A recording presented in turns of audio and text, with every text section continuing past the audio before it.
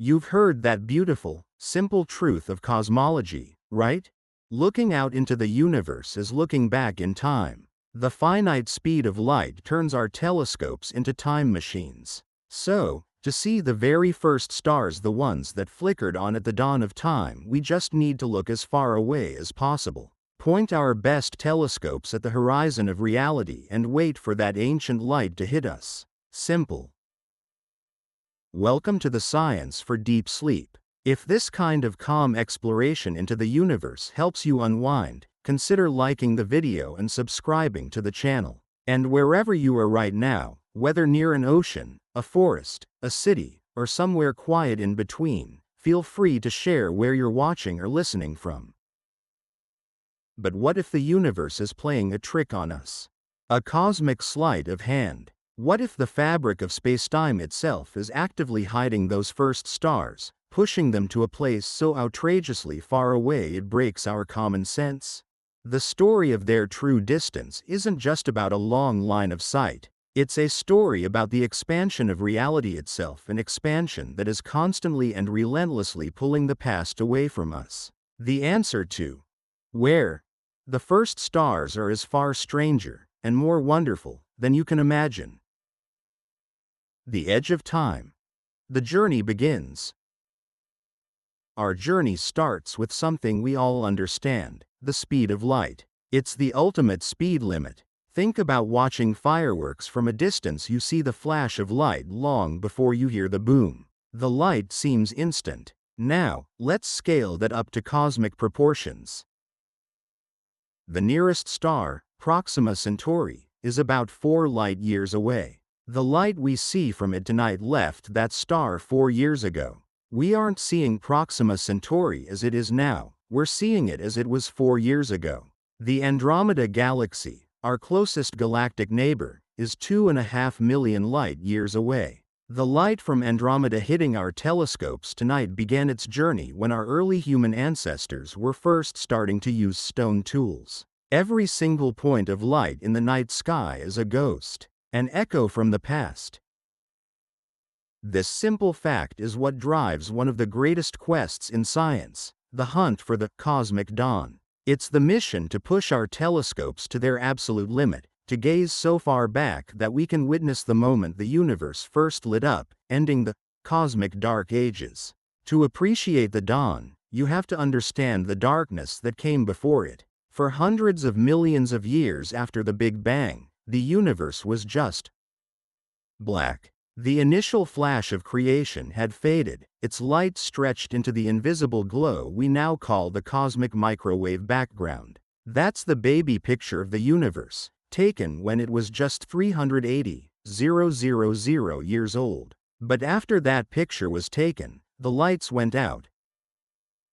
The cosmos was filled with a thick, obscuring fog of neutral hydrogen gas. It was a vast, uniform, starless place. No galaxies, no nebulae, no beacons in the gloom.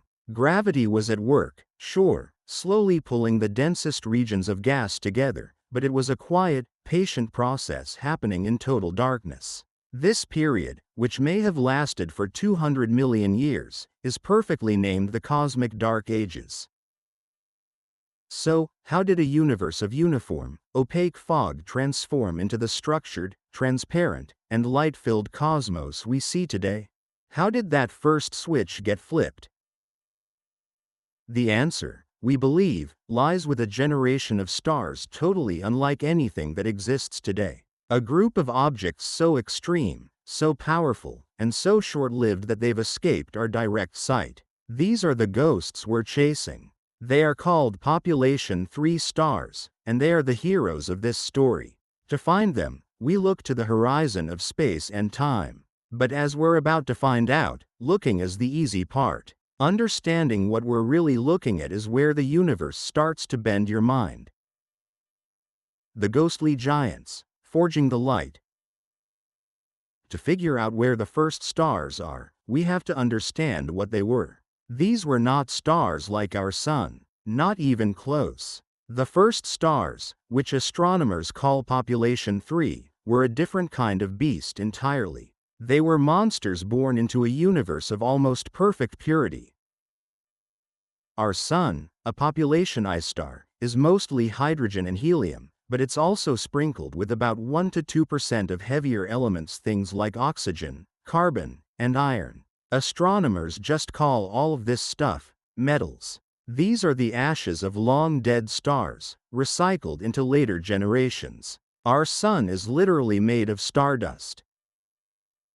The very first stars had no stardust to inherit. They were born from the raw material created in the Big Bang itself, pristine hydrogen and helium. And that chemical purity had one heck of a consequence.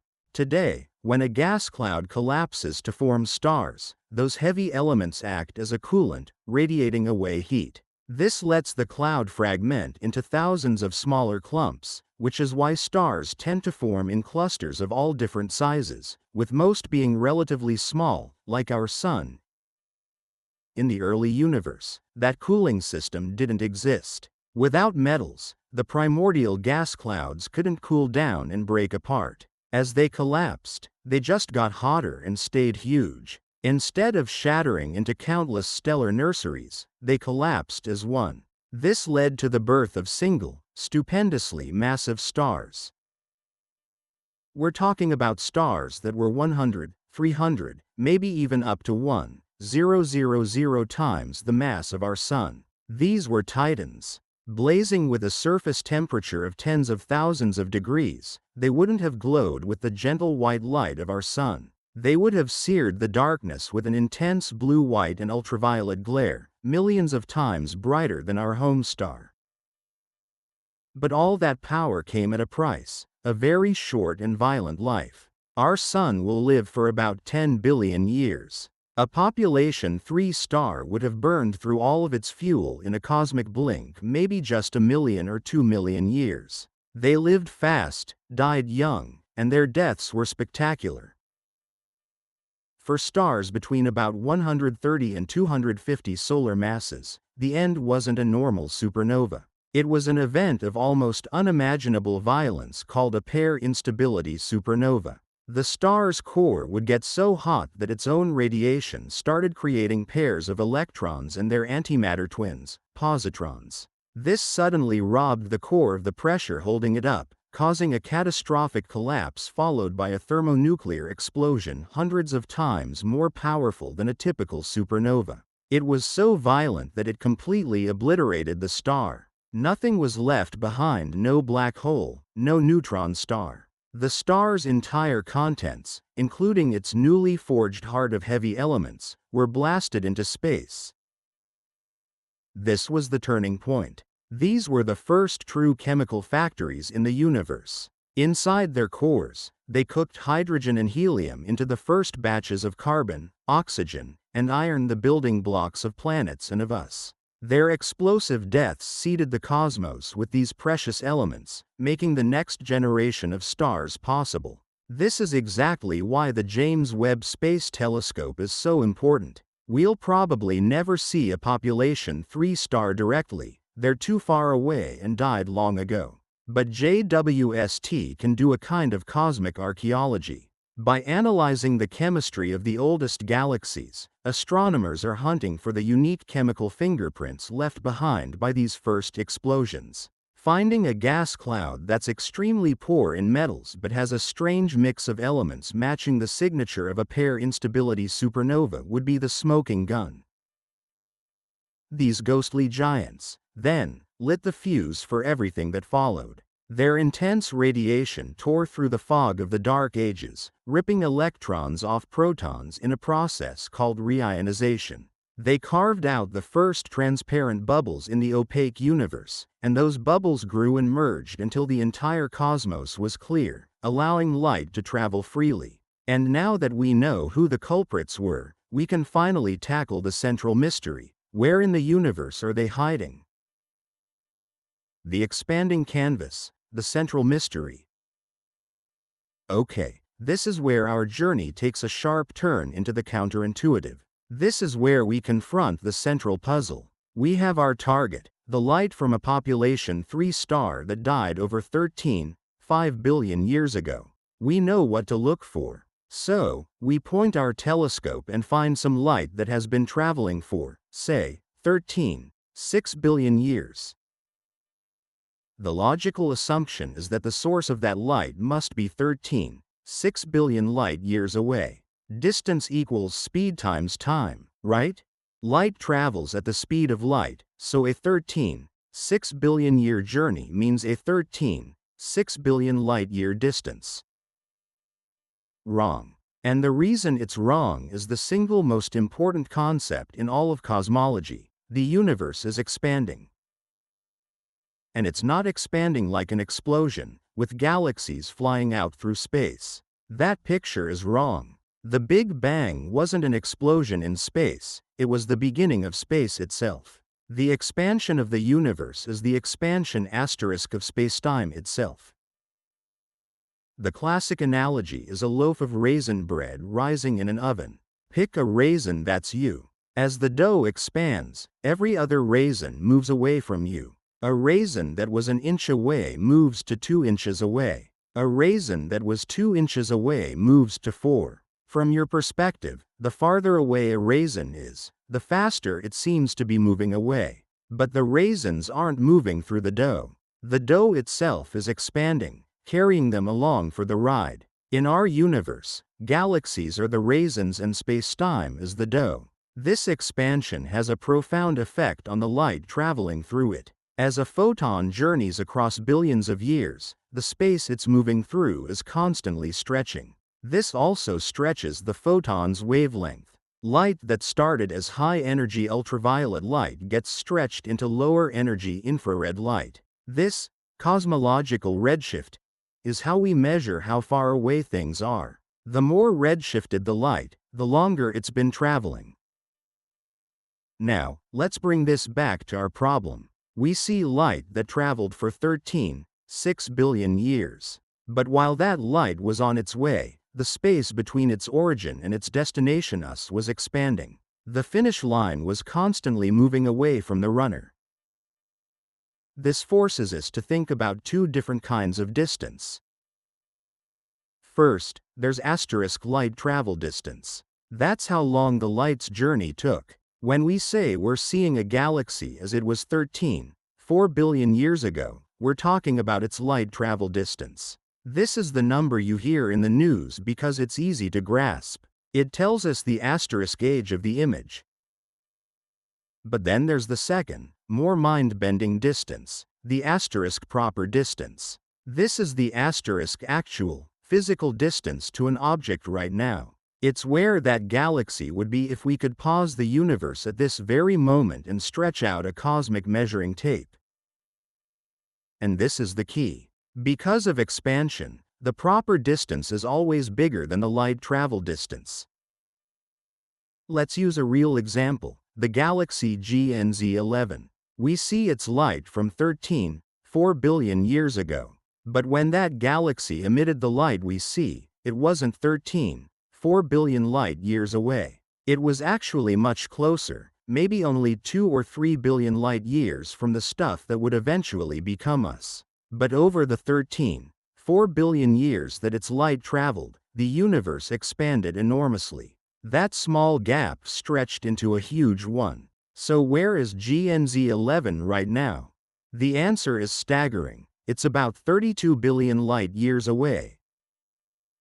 Let that sink in. We're seeing a 13.4 billion year old image of a galaxy that is currently 32 billion light years from us. The light traveled for less than half of that distance.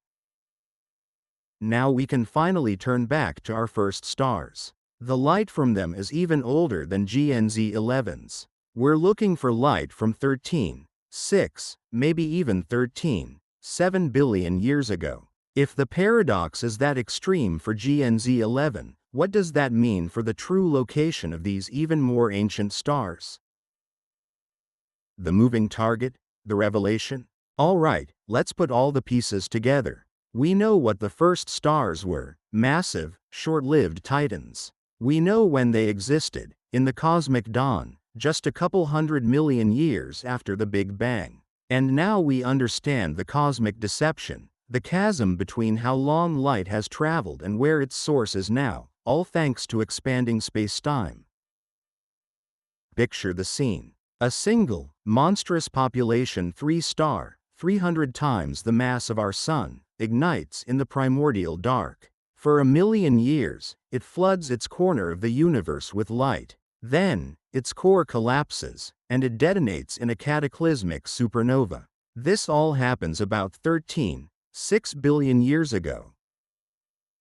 At that moment, the material that will one day become the Milky Way is relatively close by in the small, young universe. A photon of light from that supernova begins its long journey toward us.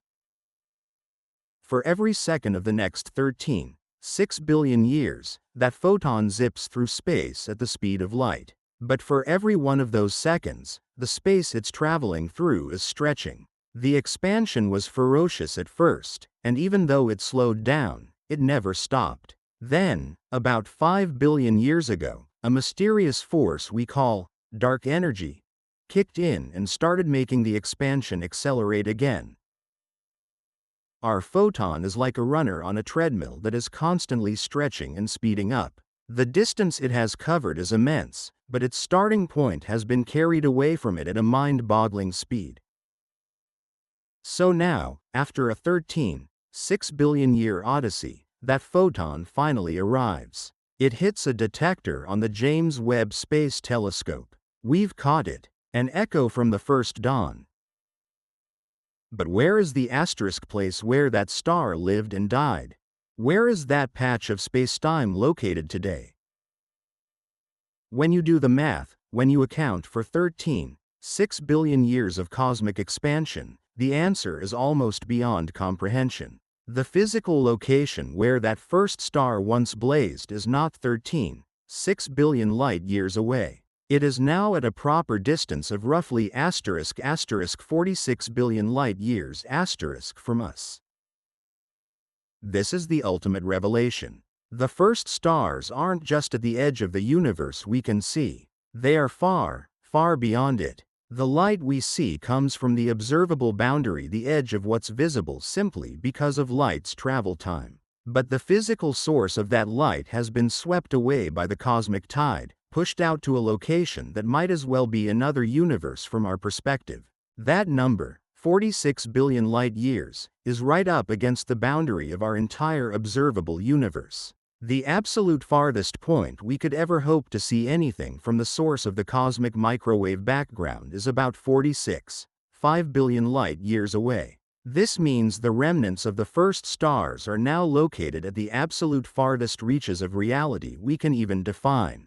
And here's the final twist. Because the expansion is accelerating, the space where that galaxy is now located is receding from us faster than the speed of light. This doesn't break any laws, it's the expansion of space, not movement through space. But the consequence is absolute. Any light emitted from that galaxy today * will never, ever reach us. The gap is growing too fast for light to ever cross it. The place where the first stars once existed is now, and forever will be, fundamentally unreachable. We can see its ghost, but we can never interact with its present. Space-time hasn't just hidden them in plain sight, it has locked them away in a realm beyond our reach, a present-day reality we can simulate but never, ever touch. If your mind is just a little bit blown and you want to keep asking these huge questions with us, this is the perfect time to subscribe and ring that notification bell. These are the kinds of deep dives we love to do.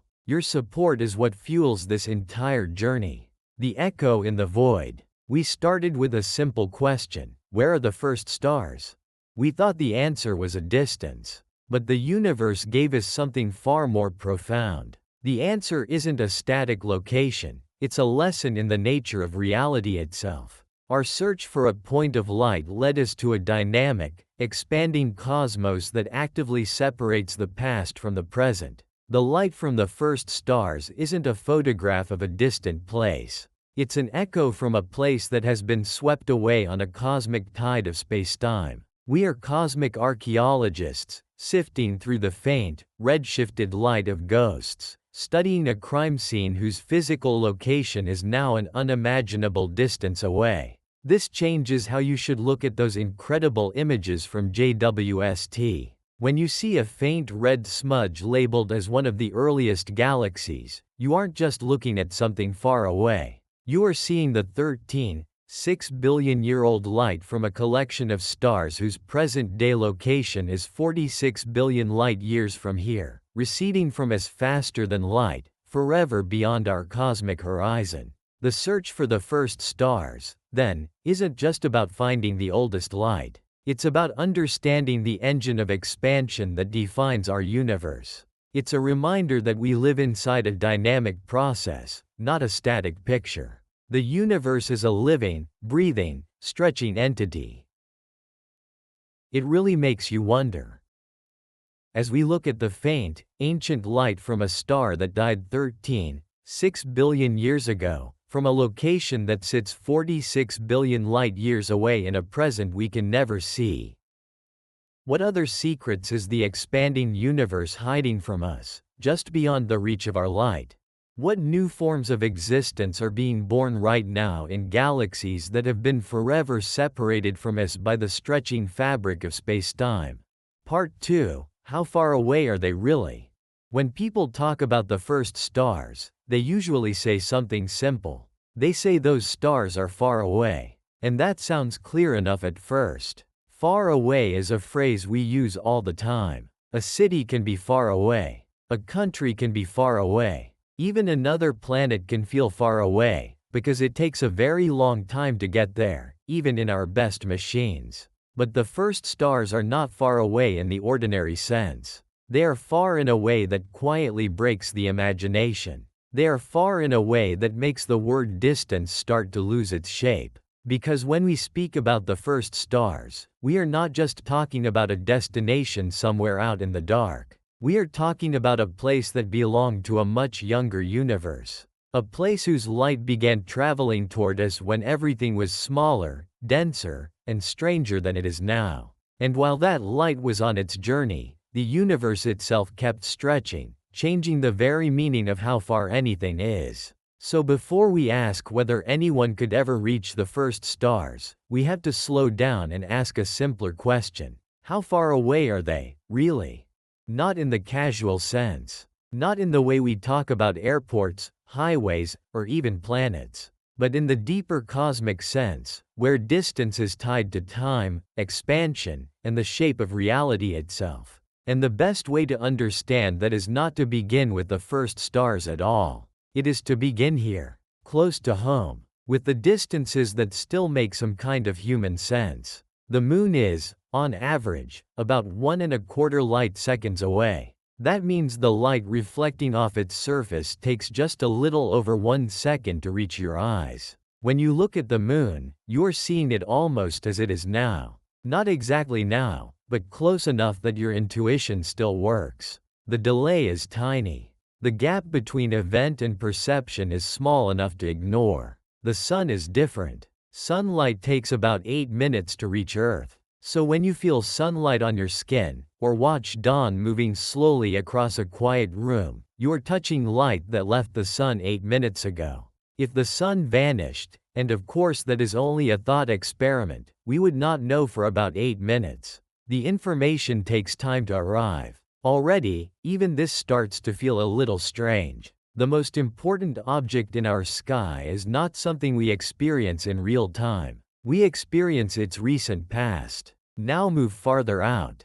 Jupiter is tens of minutes away in light travel time, depending on where it is in its orbit. Neptune is measured in hours. Pluto is farther still. And once you begin talking about the distant edges of the solar system, about the frozen bodies drifting in the dark beyond the planets, you begin to enter a scale where human travel turns into patience on a nearly absurd level. Voyager 1, one of the fastest and farthest human-made objects ever launched, has been traveling since 1977. It has spent decades crossing a region that, on the scale of the galaxy, is still just our front yard. That is worth pausing on. A machine launched before personal computers became ordinary, before the modern internet, before many people listening right now were born, is still only inching its way outward from the sun. It has accomplished something extraordinary, and yet in a cosmic sense it has barely left home. And then we come to the nearest star beyond the sun, Proxima Centauri. Its light takes a little over 4 years to reach us. 4 years. That number sounds manageable when you first hear it. 4 does not feel enormous. 4 years can sound like a degree program, a presidential term, or the span between 2 ordinary phases of life. But the phrase 4 light years hides a very important truth. A light year is not a time measurement in this context. It is a distance measurement. It is the distance light covers in a full year, moving at the fastest speed the universe allows. So when we say Proxima Centauri is a little over 4 light years away, what we really mean is that even light, which never gets tired, never needs fuel stops, and never slows down for rest, still needs more than 4 years to cross the gap. Our fastest spacecraft do not move like that, not even remotely close. At the speeds of our current probes, reaching Proxima Centauri would take tens of thousands of years. Longer than recorded history. Longer than empires. Longer than most languages have existed in anything like their current form. A journey launched by one civilization might arrive to find that civilization gone, transformed, forgotten, or replaced. And that is only the nearest star. Only the nearest. The Milky Way, the galaxy we live in, is about 100,000 light-years wide. Our sun sits in one small spiral arm, not at the center, not in any special place, just in one quiet suburb of a very large stellar city. If you could travel at the speed of light, crossing the Milky Way would still take about 100,000 years. And of course anything with mass cannot simply travel at light speed. So in practical terms, crossing our own galaxy is far beyond anything we know how to do. It is easy to look at the night sky and feel that the stars belong to one shared dome above us, as if they are all pinned to the same dark ceiling. But the sky is deceptive that way. It turns three-dimensional depth into a flat picture. It hides the true spacing. It makes things feel closer together than they are. And once we leave the scale of stars and begin speaking of galaxies, the numbers widen even more. Andromeda, the nearest large galaxy, is over 2 million light-years away. The light we see from it began traveling toward Earth before modern humans existed in anything like their present form. It started its journey in a world that had no cities, no writing, no telescopes, no one naming constellations. That light traveled all that way just to become a faint smear in our night sky. And yet even Andromeda is still local, cosmically speaking. That is the part that starts to unsettle the mind. Because by the time we speak about the first stars, we are not talking about neighbors anymore. We are not even talking about familiar galaxies in the usual sense. We are talking about stars that formed when the universe itself was very young, perhaps only a few 100 million years old. These stars were not born in a universe that looked anything like the one we know now. There was no mature Milky Way, no well-built spiral structure, no long history of older stars enriching space with heavier elements. The first stars belonged to the beginning of structure, to the first attempts of matter to gather itself into luminous forms. So where were they?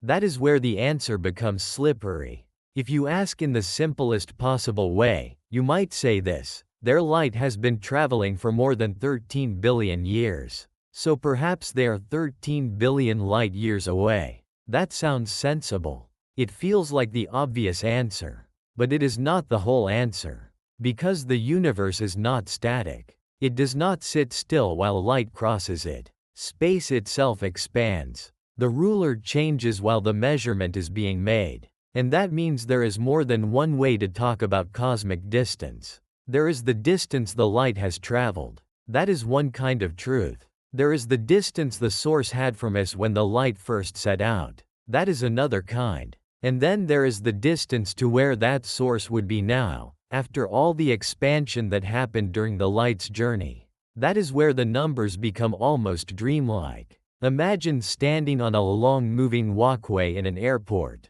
You toss a tiny glowing bead toward a friend at the far end. The bead rolls forward. But while it is rolling, the walkway itself stretches longer and longer. Your bead keeps moving. It never stops. But the path beneath it is changing as it goes. That is closer to the cosmic situation. When the first stars emitted the light we are trying to study, the universe was much smaller.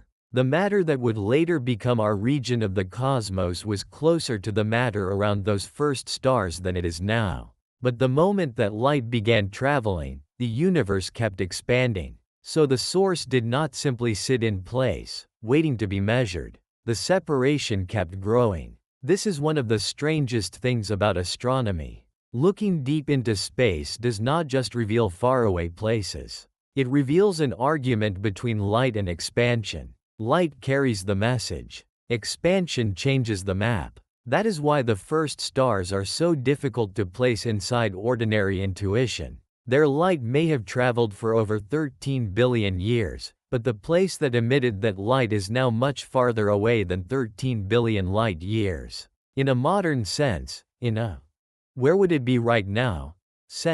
Those ancient regions lie near the edge of the observable universe. And the observable universe itself is another phrase that sounds simpler than it is. It does not mean the whole universe. It means the portion of the universe from which light has had enough time to reach us since the beginning of cosmic expansion. It is a horizon, not a wall. Beyond it, there may be more universe, perhaps vastly more. But light from those regions has not reached us, and perhaps never will. So when we say the first stars are near the edge of the observable universe, what we are really saying is something very humbling. We are saying they belong to the oldest visible chapter of reality. We are saying they stand near the limit of what can be seen at all. We are saying that to speak of reaching them is not like speaking of an interstellar voyage to some distant but stable object. It is more like speaking of crossing almost the full visible depth of time.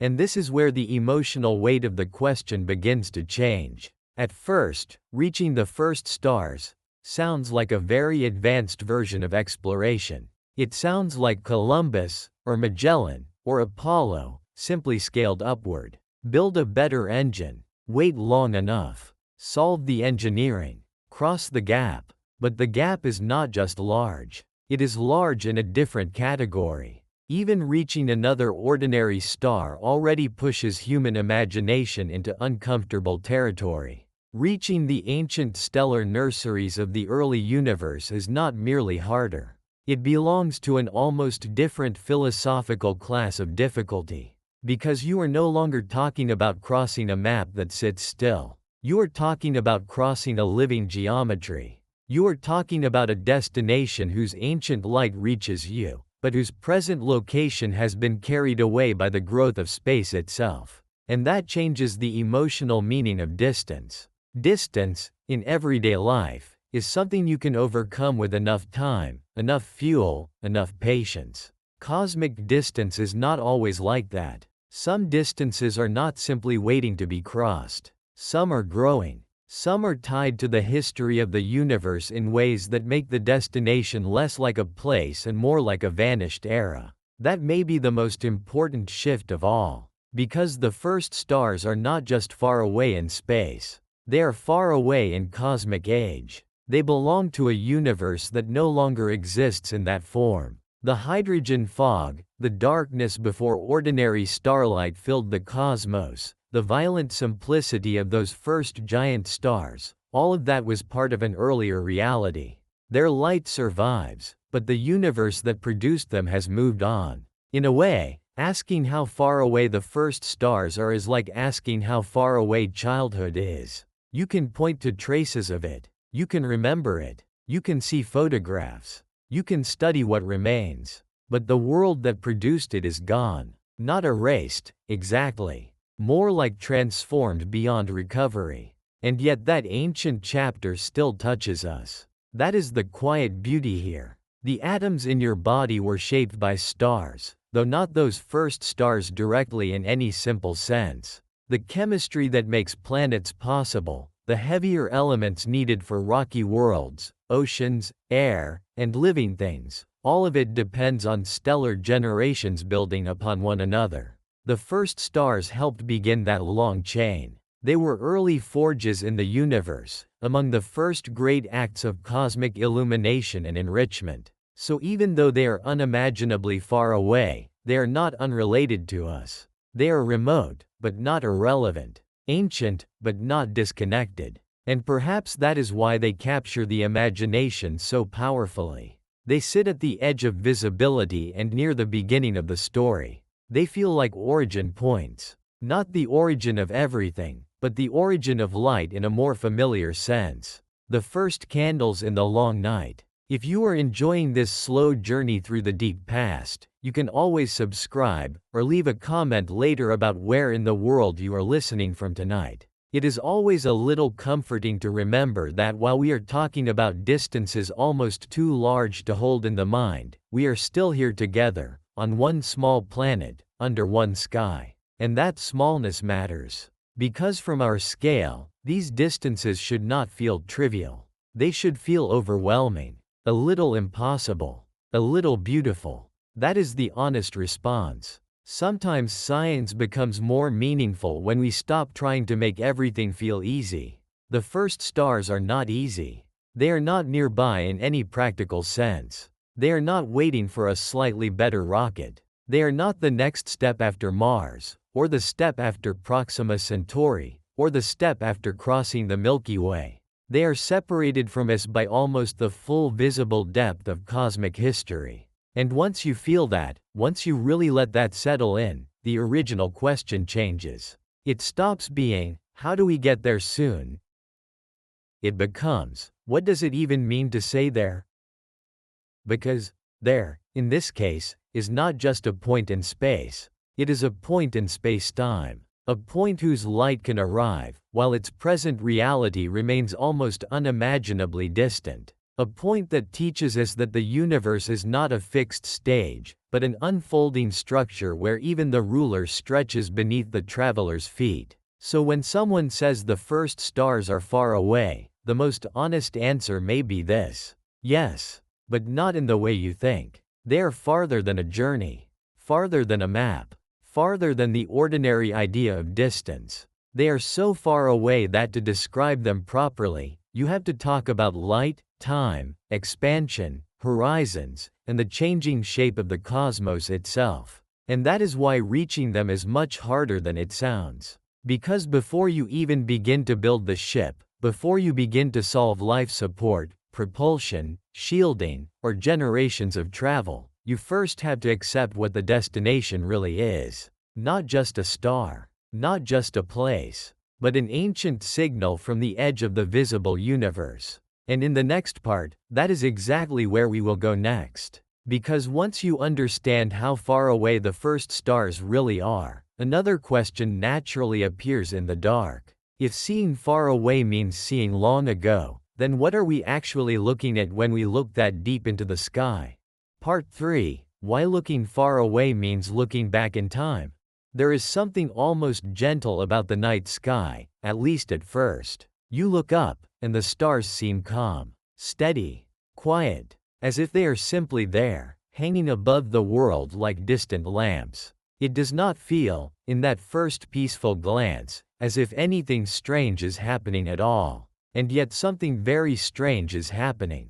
Every time you look into space, you are looking into the past. Not metaphorically, not poetically, not as a figure of speech. You are quite literally seeing things as they were. That is one of the most beautiful truths in astronomy, and also one of the most difficult to fully feel in the mind. Because here on Earth, in ordinary life, vision feels immediate. You turn your head, and the room is simply there. You look at a tree, a road, a glass of water, a face you know well, and your senses tell you that you are seeing the present moment. For most everyday situations, that feeling is close enough. Light moves so quickly that the tiny delay between an event and your seeing it is too small to notice. A person across the room looks present because, for all practical human purposes, they are. A bird crossing the sky looks present because the delay is too tiny to matter to your intuition. But the universe does not operate according to human intuition.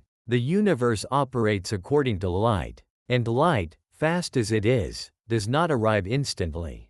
That simple fact changes everything. It means that sight is never truly immediate. It is always delayed by however long the light needed to travel. Usually that delay is trivial. Sometimes it is noticeable. And at cosmic distances, it becomes the whole story. That is why looking far away means looking back in time. Because the farther light has to travel, the older the image becomes by the time it reaches you. If a star is 10 light years away, then the light entering your eyes tonight left that star 10 years ago.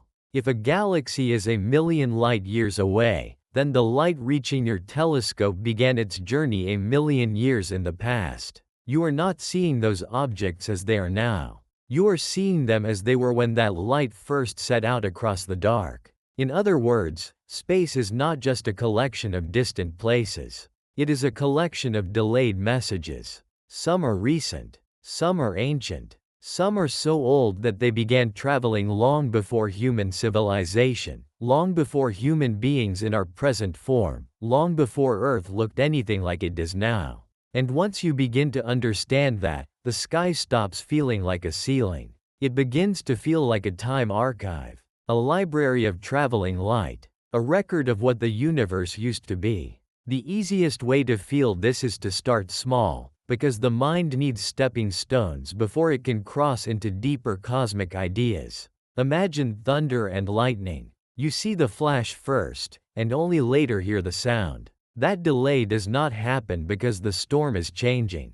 It happens because light travels faster than sound. The event itself may be one single strike, but your experience of it is stretched out by travel time. The light arrives first. The sound follows after. Space works in a similar way, except the delay is not usually between light and sound. It is between the event and your knowledge of it. The sun is a simple example. Sunlight takes a little more than 8 minutes to reach Earth. So when you watch sunrise, or feel warmth on your skin, you are not encountering the sun as it exists in that exact instant. You are experiencing the sun as it was a little more than 8 minutes ago. If something dramatic happened to the sun, and again, only as a thought experiment, we would not know right away. There would be a delay, because information can only travel so fast. Even that is already a little unsettling if you sit with it long enough. The sun, the great bright center of our local system, is already living in our awareness as a slightly older version of itself. The moon is about 1 second behind. The sun is about 8 minutes behind. Jupiter can be dozens of minutes behind, depending on where it is. Neptune is hours behind. Then the scales become larger still. The nearest star beyond the sun, Proxima Centauri, is a little over 4 light years away. That means when astronomers study it, they are seeing it as it was more than 4 years ago. They are not looking at its present. They are looking at a version of it already gone from the immediate now. And then there is Andromeda, our nearest large galactic neighbor. The light we see from Andromeda left that galaxy around 2.5 million years ago. By the time that light began moving toward us, early human ancestors were walking a world that had no cities, no books, no telescopes, no electric lights, no satellites, no names for galaxies. And only now does that light arrive. That is the scale of the delay. And this is where astronomy becomes almost unlike any other kind of observation. In most fields of study, you examine things in their current state. A geologist can hold a rock in the present. A biologist can study a living cell in the present. A chemist can observe a reaction in the present. But an astronomer, especially when looking deep into space, often works with time-delayed reality. And that simple relationship leads to one of the most moving ideas in all of science. If you want to know what the universe was like when it was young, you do not need to imagine it only through equations. You can try to see it. You can gather ancient light. You can build instruments sensitive enough to collect signals that have been traveling since the early ages of the cosmos. That is the dream behind so much modern astronomy. Not merely to look outward, but to look backward. Not merely to catalog distant objects, but to watch the universe changing across time by studying different distances. It is as if the cosmos has left its own history scattered across the sky, and our job is to patiently read it. Of course, that reading is not always simple. The farther back we look, the dimmer things often become. Their light stretches. Their details blur. Their signals weaken. And the early universe was not yet filled with the rich, mature structures we now know. There were no fully developed spiral galaxies at first. No long generations of stars enriching space with heavy elements. The earliest cosmos was darker, simpler, more opaque, and much harder to interpret. Still, the principle remains the same. Far away means long ago. The deeper the sight line, the older the chapter. And when we talk about the first stars, we are talking about trying to see the moment when the long darkness began to break. That period is sometimes called the cosmic dawn, and it is a lovely phrase because it carries something true emotionally as well as scientifically. There was a time before ordinary starlight filled the universe. A long age when matter was there, gravity was at work, and future structure was quietly beginning, but the lights had not fully come on yet. Then, eventually, the first stars formed. Their radiation began to push back the darkness. Their light began to reshape the foggy young universe. So to search for the first stars is to search for dawn. Not dawn on Earth, not a sunrise over oceans or mountains, but the dawn of luminous structure in the cosmos itself. And we can only search for it because of light's travel time. If light arrived instantly, we would always see the universe only as it is now. The past would be hidden unless remembered indirectly. We could infer history, yes, but we could not visually receive it in the same way. The delay that seems inconvenient in everyday life becomes the great gift of cosmology. Because light takes time, the universe leaves earlier versions of itself visible at great distances. That may be one of the quiet ironies of science. The slowness of light, relative to cosmic scales, is what gives us access to time. Not enough slowness to make light slow in ordinary terms. It is still unimaginably fast, but finite, not instantaneous, limited. And because it is finite, the universe cannot hide its history all at once. Some of it is still on the way. There is a gentle thought in that. Ancient light is still arriving. Signals from the old universe are still crossing space tonight while cities sleep, while oceans move in darkness, while someone somewhere looks up and sees only stars without realizing they are also seeing time. And maybe that is part of why astronomy has always felt so different from ordinary seeing. It gives the mind a kind of double awareness. You are looking at distance, yes, but also delay. You are seeing a place, but also a past version of that place. Every observation contains absence. The object you see is no longer exactly that object. It has already moved on. And yet the old light remains real, carrying a faithful imprint from when it left. That faithfulness matters. Light does not merely announce that something existed. It carries information. Its color, intensity, spectrum, and structure tell us about temperature, motion, composition, age, and more. With enough patience and enough tools, astronomers can read astonishing amounts of information from these faint arrivals. That is how we know what stars are made of, how galaxies move, how the universe expands, and how the early cosmos differed from the later one.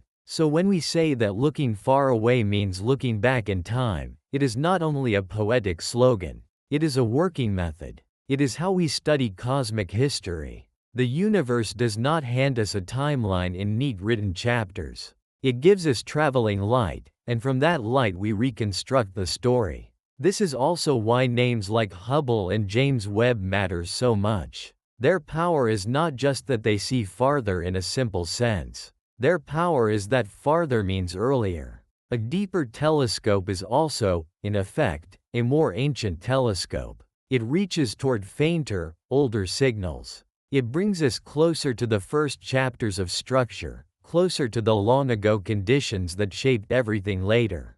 And the first stars sit somewhere near that threshold. Not easy to isolate, not easy to observe directly, but present in the logic of deep-time astronomy. We search for their fingerprints, their effects, their chemical traces, the scars and signatures they left behind in younger objects and faint early galaxies. Because even if the stars themselves are gone, their light had its hour, and their consequences remained. There is another subtle point here, and it is one worth resting with for a moment. When you see something far away, you are not seeing what exists for that object in its own present moment. But that does not make the observation false. It simply means it belongs to a different point in space-time. The stars 4 years ago is real. The galaxies million years ago is real. The early universe's ancient moment is real. Astronomy teaches you to stop demanding that truth must always mean now. That is a very calming lesson, in its own way. Reality is not less real because it is delayed to you. It is simply arriving on the schedule allowed by the cosmos. And if that feels unusual, perhaps it is only because our everyday lives train us into a narrow expectation of immediacy. We expect presence to mean now, or close enough to now to treat it as identical. The universe gently corrects that assumption. It says no. Knowledge takes time. Light takes time. Even sight itself takes time. You never truly see the world without delay. It is just that space makes the delay large enough to notice. If you have ever looked at an old photograph and felt a kind of tenderness for the moment it preserved, astronomy creates something similar on the grandest scale. The sky is filled with such preserved moments. Not perfect pictures, not complete records, but surviving beams from vanished conditions. Some stars you see may not even exist anymore in the same form. Some may have changed. Some may have died. Yet their earlier light is still moving. Their old selves are still visible from here. That means the universe is full of ghosts, though not in any supernatural sense. Ghosts of earlier states. Ghosts made of photons.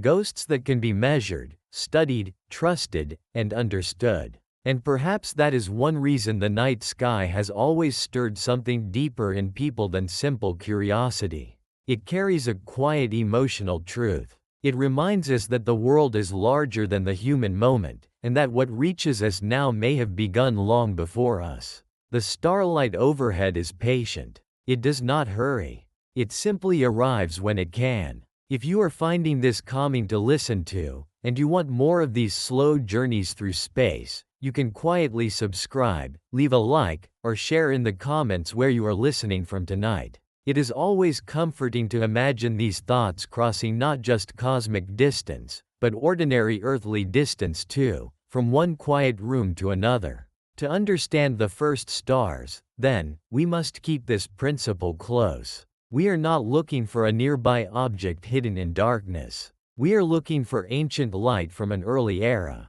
That means every improvement in observation is also an attempt to reach farther back into the timeline of the universe. Better mirrors, better detectors, better infrared sensitivity, better shielding from heat and interference. All of it is part of one simple ambition, stated in more technical language perhaps, but conceptually very clear. We want older light. We want earlier evidence. We want to see what the universe looked like before it became familiar. And that desire has already given us one of the deepest observations in all of science. Long before stars formed, long before galaxies settled into large structures, the universe was hot and dense enough that light could not travel freely. Matter and radiation were tangled together in a kind of glowing fog. Then, as the universe expanded and cooled, atoms formed, and light was finally able to move without being constantly scattered. That ancient light still exists. It has been stretched by cosmic expansion into microwave wavelengths, and we detect it today as the cosmic microwave background. In a sense, that is the oldest light we can see directly. It is not starlight. It is older than stars. It is the afterglow of a much earlier phase of the universe. And beyond that visible boundary, the cosmos becomes harder to observe directly because there was no freely traveling light from still earlier times that can reach us in the same way. So even our cosmic vision has a horizon. Even our time machine has limits. That too is worth remembering. Looking far away means looking back in time, but only as far back as light can bring the message. The first stars emerged after that older afterglow, after the cosmic dark ages began to lift, after matter gathered enough for gravity to kindle the first luminous giants. So their light, if we can isolate it or understand its traces, belongs to one of the earliest chapters accessible to astronomical sight. Which means the hunt for the first stars is also the hunt for one of the oldest visible turning points in cosmic history. The moment when darkness first began to fail. The moment when the universe moved from simple to structured, from hidden to illuminated, from quiet fog to islands of fire. And now the central idea becomes clearer. Reaching the first stars is difficult not only because they are far, but because their distance is really age. Their remoteness is wrapped together with the youth of the cosmos. To seek them is to seek a lost era whose light has spent almost the entire age of the universe trying to arrive. That is why looking deep into space changes the emotional meaning of observation. You are no longer just locating objects. You are receiving time-delayed reality from almost the beginning of the luminous universe. And once you truly understand that, another question begins to whisper behind it. If the light from the early universe has been traveling for all this time, what happened to it along the way? Did it stay the same? Did the universe leave it untouched? Or did the long journey through expanding space alter it, stretch it, and transform it into something stranger before it finally reached us? That is where the story grows even deeper. Because light does not cross the universe unchanged. Part 4. The problem with traveling at human speeds. Once you begin to understand how far away the first stars really are, and once you accept that looking far away also means looking back in time, a very natural question begins to form. Could we ever go there? Not just look. Not just detect ancient light with clever instruments and patient telescopes, but actually go. Could a human being, or a human-made machine, ever leave the familiar neighborhoods of the cosmos and travel all the way toward the region where the first stars once burned? At first, the question sounds ambitious, but not completely impossible. Human history is full of distances that once felt absurd. Oceans once seemed endless. Mountains once seemed impassable. Polar regions once seemed unreachable. Even the moon, for most of human history, was not a destination. It was simply a distant object, a silent companion in the sky, something to admire, fear, write poems about, and build myths around. And then, in the span of a few generations, human beings walked there. That kind of success teaches a very powerful lesson. It teaches us that the impossible often becomes possible more quickly than expected. It teaches us to be careful before saying never. And in many parts of life, that is a wise lesson. But space has a way of humbling that instinct. Because cosmic distance is not just a larger version of earthly distance. It is not like crossing a bigger ocean. It is not like sailing farther, or flying higher, or inventing a slightly better engine. The distances between stars, and especially the distances connected to the early universe, are so large that they begin to expose something uncomfortable about the way human beings move through reality. We are slow. Not in the emotional sense. Not in the sense of intelligence, imagination, or invention. But physically, mechanically, when it comes to crossing space, we are astonishingly slow. And our machines, incredible as they are slow too. That is the part that often gets lost when people talk about the future of space travel. We hear words like advanced, revolutionary, breakthrough, next generation, and interstellar, and those words create a mood. They make it sound as though we are standing on the edge of some dramatic leap, as though the stars are just beyond the next engineering milestone. But the truth is quieter than that. The truth is that even our greatest achievements in space are still happening at speeds that, on the scale of the universe, barely count as movement at all. Think first about the moon. The moon feels distant in ordinary human life. You cannot drive there. You cannot fly there in a normal aircraft. It sits high above weather, beyond birds, beyond clouds, beyond the altitude where our daily intuitions can follow. And yet in cosmic terms, the moon is extremely close. Light gets there in about a second. Human missions reached it in a matter of days. Mars feels much farther, and emotionally it is. A mission to Mars is not a weekend trip. It is a major undertaking, shaped by launch windows, fuel constraints, orbital mechanics, radiation risk, isolation, and long delays in communication. And still, Mars is inside our own tiny local system. It is one neighboring room in the same small house. Now move outward to the outer planets. Jupiter, Saturn, Uranus, Neptune. The travel times become years. Not because the spacecraft are resting, not because they are wandering, but because even with carefully planned trajectories, gravity assists, and the best technology we have built, the solar system is already very large by human standards. And yet the solar system is not the real problem. The real problem begins only after you leave it. That is when the scale changes from large to almost unusable. The nearest star beyond our Sun is Proxima Centauri. Its light takes a little more than 4 years to reach us. And that already sounds like a warning. Because if even light, moving at the fastest speed the universe allows, still needs more than 4 years, then anything slower than light is immediately in trouble. And everything we have ever built is slower than light. Far slower. A modern spacecraft can feel fast because compared with cars,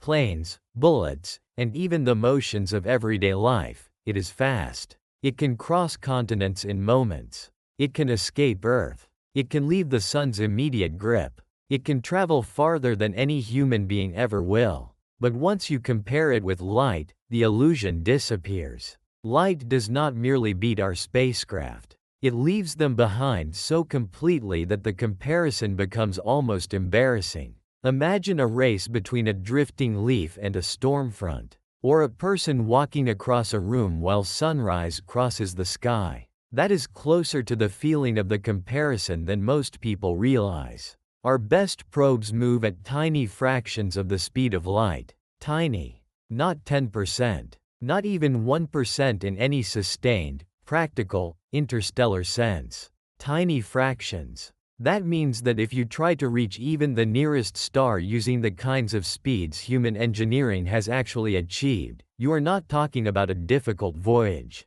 You are talking about a timescale so long that it begins to erase the meaning of mission planning altogether. A journey might outlast nations. It might outlast religions, governments, cities, languages, and institutions. It might launch under one version of humanity and arrive, if it arrived at all, to something so transformed that continuity would be hard to define. And again, that is only the nearest star. Only the nearest. The first stars, or the places where their light began, do not sit 4 light-years away. They belong to the deep past of the universe, at distances so enormous that even saying the number aloud does not help very much. The mind hears the number, but the body cannot feel it. It remains abstract until you compare it with motion. That is where the real shock begins. Because distance alone can remain poetic. Distance plus speed becomes destiny. Let us imagine, very gently, a human-made probe traveling outward forever without breaking, without running out of power, without hitting anything, and without needing rescue. This already asks for a kind of perfection we do not possess, but let us imagine it anyway. At ordinary human engineering speeds, such a probe could cross our solar system over years or decades depending on where you want it to go. That sounds impressive, and it is. But cross the gulf to the nearest star?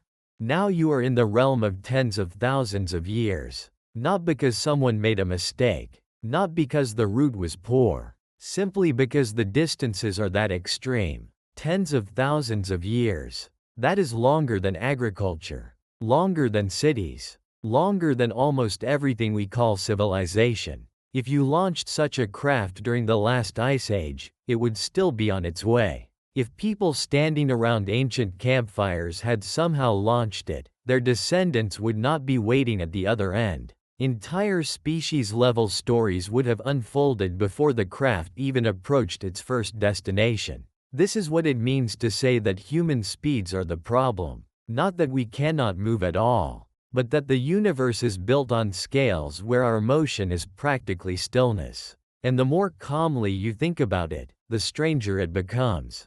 Because we often describe ourselves as a spacefaring species now, and in one sense that is fair. We have reached orbit. We have landed on the moon. We have sent machines to other planets. We have touched asteroids. We have flown past Pluto. We have let small, patient instruments wander so far from home that they now move through the thin outskirts beyond the main influence of the sun. These are real achievements. Beautiful achievements. Achievements worth respecting. But when measured against interstellar distance, they are closer to the first few steps of a child in a giant empty field than to the beginning of cosmic mastery. That is not an insult to human effort. It is a reminder of proportion. Sometimes science becomes more peaceful when we stop trying to make ourselves enormous in every story. Sometimes it is enough to admit that we are small, early, and still learning what sort of universe we live in. And one thing we are learning is that speed matters more than optimism. You can have courage. You can have funding. You can have a brilliant design team, a stable launch platform, extraordinary materials, perfect navigation, and a mission plan refined over decades. But if your speed remains within the broad family of speeds we currently know how to achieve, the stars stay effectively out of reach. Even if you improve that speed by a lot, the problem does not vanish right away. That is another quiet trap in the imagination. People often assume that a major improvement in propulsion would solve everything. But the universe is so large that even spectacular improvements can still leave you trapped inside a very slow story. Suppose, for a moment, that you could travel 100 times faster than many of our deep space probes. That would be astonishing by engineering standards. It would rewrite the history of aerospace. It would change our relationship with the solar system almost overnight. It would be one of the greatest technical achievements in human history. And yet even then, the nearest stars would not become casual destinations. They would remain long, serious, difficult journeys. That is what makes interstellar travel different from most other travel problems humans have solved. With ships, railways, airplanes, and rockets, the world became smaller because our speed rose to a level where Earth's scale could be managed. The planet did not shrink, but it became livable in motion. Oceans stopped being lifetime barriers. Continents stopped being worlds apart. But in space, especially beyond the solar system, the scale is so extreme that increased speed does not immediately create comfort. It merely changes the flavor of difficulty.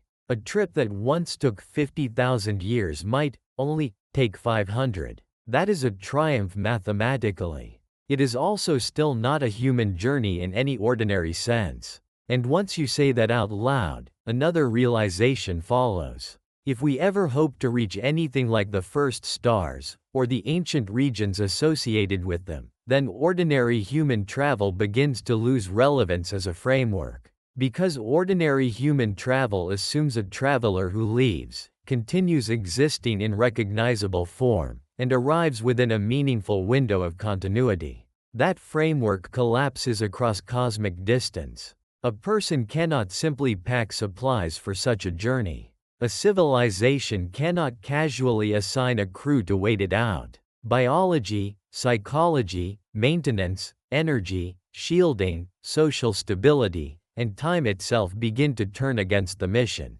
And even before all of those problems, speed has already ruined the plan. That is why it helps to think about the problem in a slightly different way. The real obstacle is not just that the first stars are far away. The real obstacle is that the universe has a speed limit, and we live very far below it. That limit is the speed of light, and it is not merely a useful benchmark. It is a wall built into the structure of nature. Light does not move that way because it is especially efficient in the human engineering sense. It moves that way because that is what the laws of physics allow for massless things in vacuum. It is not simply a very fast traveler. It is the standard by which the rest of cosmic motion is judged. And we, being made of matter, do not get to join it so easily. The closer a massive object moves toward light speed, the harder it becomes to push it faster. More and more energy is required. The problem is not only engineering, it is physical law. So even if one day humanity builds propulsion systems far beyond chemical rockets, beyond ion engines, beyond things we currently use, that does not automatically mean light speed like travel becomes available to us. The universe is not obliged to make that easy. That is why the phrase human speeds is more revealing than it first appears. It does not merely mean the speeds humans use now. It means the speeds accessible to creatures like us, under the laws of a universe like this one, with machines made of matter, energy budgets that must be paid, and voyages that must survive reality rather than wishful thinking. And once you look at the first stars through that lens, the idea of simply traveling there begins to feel less like exploration and more like a philosophical test. What does it mean to go somewhere when the travel time strips away the ordinary meaning of a traveler? What does it mean to reach a destination when the destination belongs to an era whose light took almost the age of the universe to find you? What does it mean to arrive when the one who arrives may have no meaningful connection to the one who left? These are not dramatic questions added for effect. They are built into the physics of distance and speed. Sometimes people imagine that future generations will simply solve this by being more advanced than we are, and of course future people may achieve extraordinary things. It would be foolish to assume that our current engineering marks the final ceiling of intelligence. But it would also be a mistake to confuse advancement with freedom from scale. A future civilization may cross the solar system with ease. It may settle icy moons, mine asteroids, build rotating habitats, and send robotic craft to nearby stars. All of that may happen, but the leap from difficult space travel to easy cosmic travel is not guaranteed, because some problems are not difficult in the usual sense. They are deep. They are rooted in the structure of reality. And the gap between human speeds and the distances tied to the first stars is one of those deep problems. There is also a quieter human issue hidden inside this. We are creatures shaped by lifetimes. Even our grandest projects usually fit inside generations we can imagine. A bridge may take years. A cathedral may take centuries. A language may evolve over millennia. But interstellar travel at ordinary sub-light speeds pushes effort beyond emotional continuity. It asks beings built for decades to care coherently across timescales that resemble geology, not biography. That matters more than it may seem. Technology is not only hardware. It is also culture, intention, memory, and purpose. A mission lasting longer than recorded history is not merely a transport problem. It is a civilizational endurance problem. Why begin it?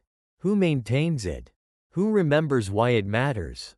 Who keeps the meaning alive after centuries of drift, change, conflict, and forgetting? Even a machine, if it travels long enough, must endure almost impossible reliability demands. Components fail. Radiation accumulates. Tiny impacts matter. Software ages. Materials become brittle. Systems drift. On Earth, almost everything survives by being repaired inside a living environment of tools, spare parts, technicians, and fresh energy.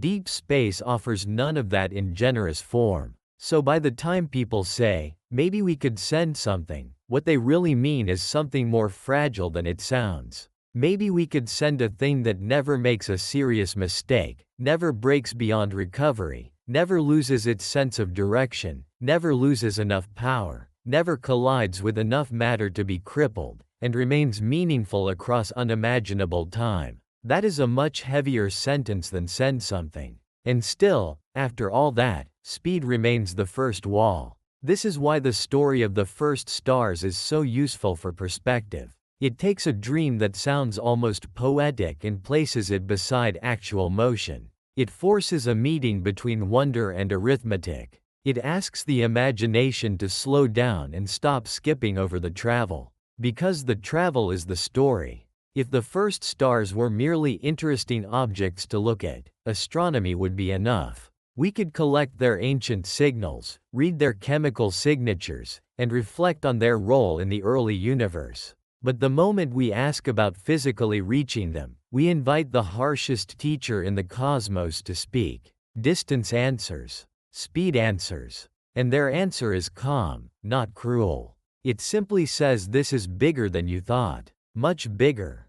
If this slow walk through cosmic distance is helping you unwind tonight, you can always leave a like, subscribe, or tell me in the comments where you're listening from. It is always a comforting thought that while the universe is unimaginably vast, the act of wondering about it is still something quiet people can share from small rooms all across the earth. And perhaps that is enough for now. Because there is still something beautiful in understanding a boundary clearly. Not every wonder has to become a destination. Sometimes the deeper gift is learning the true size of what you are looking at. The first stars may belong to that category. Not close enough to visit. Not reachable in the ordinary human sense. Not waiting for a near-future spacecraft. But still able to teach us something essential. They teach us that the universe is not scaled to our hopes. They teach us that progress, though real, does not erase proportion. And they teach us that between seeing a thing and reaching a thing there can exist an almost infinite difference.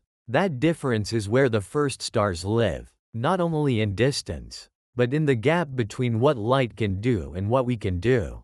And once that gap becomes clear, another question begins to rise. If our ordinary speeds are so small compared with the scale of the cosmos, then what about light itself? If even human travel seems hopelessly slow, does light at least make the journey feel manageable? Or does the universe remain overwhelming even for light? Part 5. Why even light takes so long.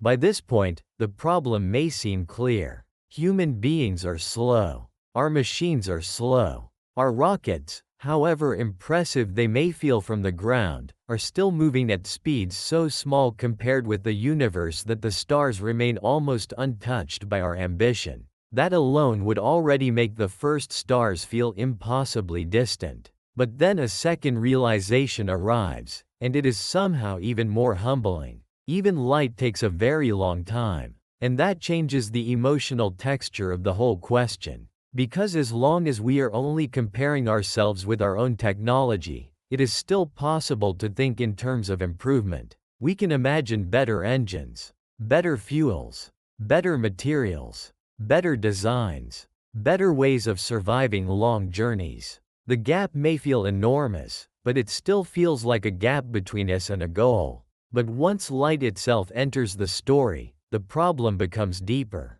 Because light is not merely fast. Light is as fast as anything can be. It is the universe's own limit, its own final benchmark, the speed beyond which ordinary matter cannot simply be pushed by cleverness or determination. And if even light needs years, centuries, millions of years, or billions of years to cross certain distances, then those distances are not merely inconvenient. They are fundamental. They belong to the architecture of reality.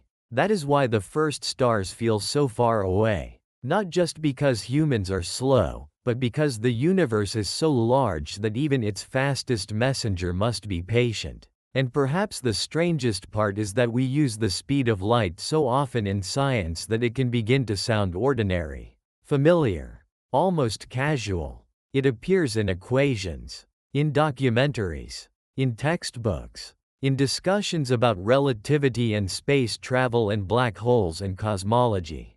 The phrase itself becomes so common that the mind stops feeling what it means. But the speed of light is not ordinary. It is extraordinary beyond anything in everyday life. Light can circle Earth about 7.5 times in a single second. It travels from the moon to us in a little over 1 second. It reaches Earth from the sun in about 8 minutes. It races past planets, across the long dark lanes of the solar system, and out toward the cold frontier where our fastest probes still spend decades inching their way forward. And yet, in spite of all that speed, once the distances become cosmic, even light begins to seem slow. Not because light itself changes, but because the universe is so much bigger than instinct wants to believe. That is a difficult feeling to hold in the mind. We spend our lives inside scales that fit our bodies. A room can be crossed in seconds, a city in an hour,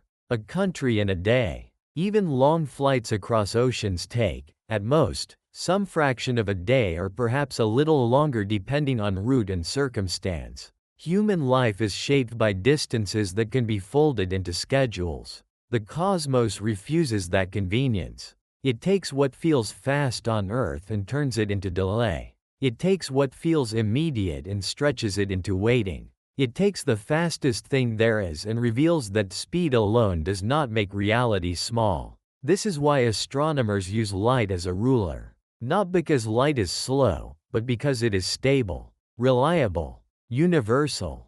If you want to understand cosmic distance, you cannot really use miles or kilometers emotionally.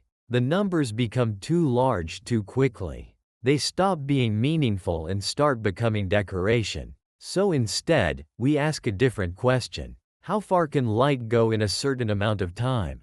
In 1 second, it can circle Earth several times. In 1 minute, it can travel about 18 million kilometers. In 1 hour, much farther still. In 1 year, light covers such an enormous distance that we give that journey its own name, a light year. This sometimes confuses people at first, because it sounds like a measurement of time. But a light year is a measurement of distance. It means the distance light travels in 1 full year through empty space. And that distance is almost too large to feel. Roughly 9.46 trillion kilometers. A number so large that speaking it aloud does not really help. So instead of trying to feel the number directly, it may help to feel the consequence. If something is 1 light year away, then even light needs a whole year to get here. Not a machine, not a tired engine, not a damaged ship. Light. That is the threshold where the imagination begins to shift.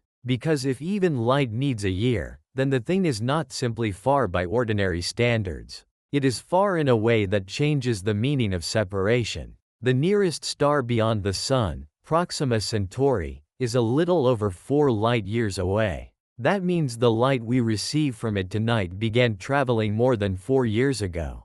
If that star changed suddenly, we would not know right away. We would continue receiving its older light until the newer information had time to cross the gap. And 4 years, though large, is still local. That is what makes astronomy so unsettling. A distance that would overwhelm any normal form of travel is still considered nearby in stellar terms. 4 light years is the closest. Many of the stars you can see in the night sky are tens, hundreds, or thousands of light years away. Their light left before certain songs were written, before certain buildings existed, before certain people were born, before certain memories you carry had happened yet. Some of the stars overhead belong to your recent past, in a cosmic sense. Some belong to older chapters. But stars are only the beginning. The Milky Way is filled with hundreds of billions of stars, spread across a disk roughly 100,000 light-years wide. So if light tried to cross our galaxy from one side to the other, it would need around 100,000 years. Not because anything stopped it. Not because the path was inefficient. Simply because that is how large our galaxy is. And our galaxy is only one galaxy. Andromeda, the nearest large galaxy to the Milky Way, is more than 2 million light-years away. The light reaching us from Andromeda tonight began its journey before human civilization, before writing, before agriculture, before all of recorded history. It has been crossing darkness longer than human culture has existed in anything like its current form. And still, Andromeda is near enough to be called our neighbor. That is one of the strangest facts in the whole subject. The more honestly you study the universe, the more language begins to fail. Nearby no longer means near in any emotional sense. Recent no longer means recent in any ordinary sense. Fast no longer means fast enough to defeat distance. The first stars belong even farther away than this. Their light comes from one of the earliest luminous ages of the universe. We are not talking about a few years, or a few thousand, or even a few million. We are talking about light that has spent well over 13 billion years on the way. And that sentence should be allowed to breathe. More than 13 billion years. That is older than Earth, older than the Sun, older than every mountain, ocean, fossil, language, empire, and memory connected to human life. Older than life on this planet. The light from those first stars, or from the earliest galaxies and stellar populations linked to them, began traveling when the universe itself was still young. It has been moving ever since. Across expanding space. Across the changing geometry of the cosmos. Through an age so long that stars were born, lived, and died while its journey continued. This is why the early universe feels less like a destination and more like a voice traveling from another reality. Because that is almost what it is. A voice made of light. A signal that survived the ages. A message that took nearly the age of the universe to arrive. And yet even that description can make the wrong part of the mind become active. It can sound as though the problem is merely waiting.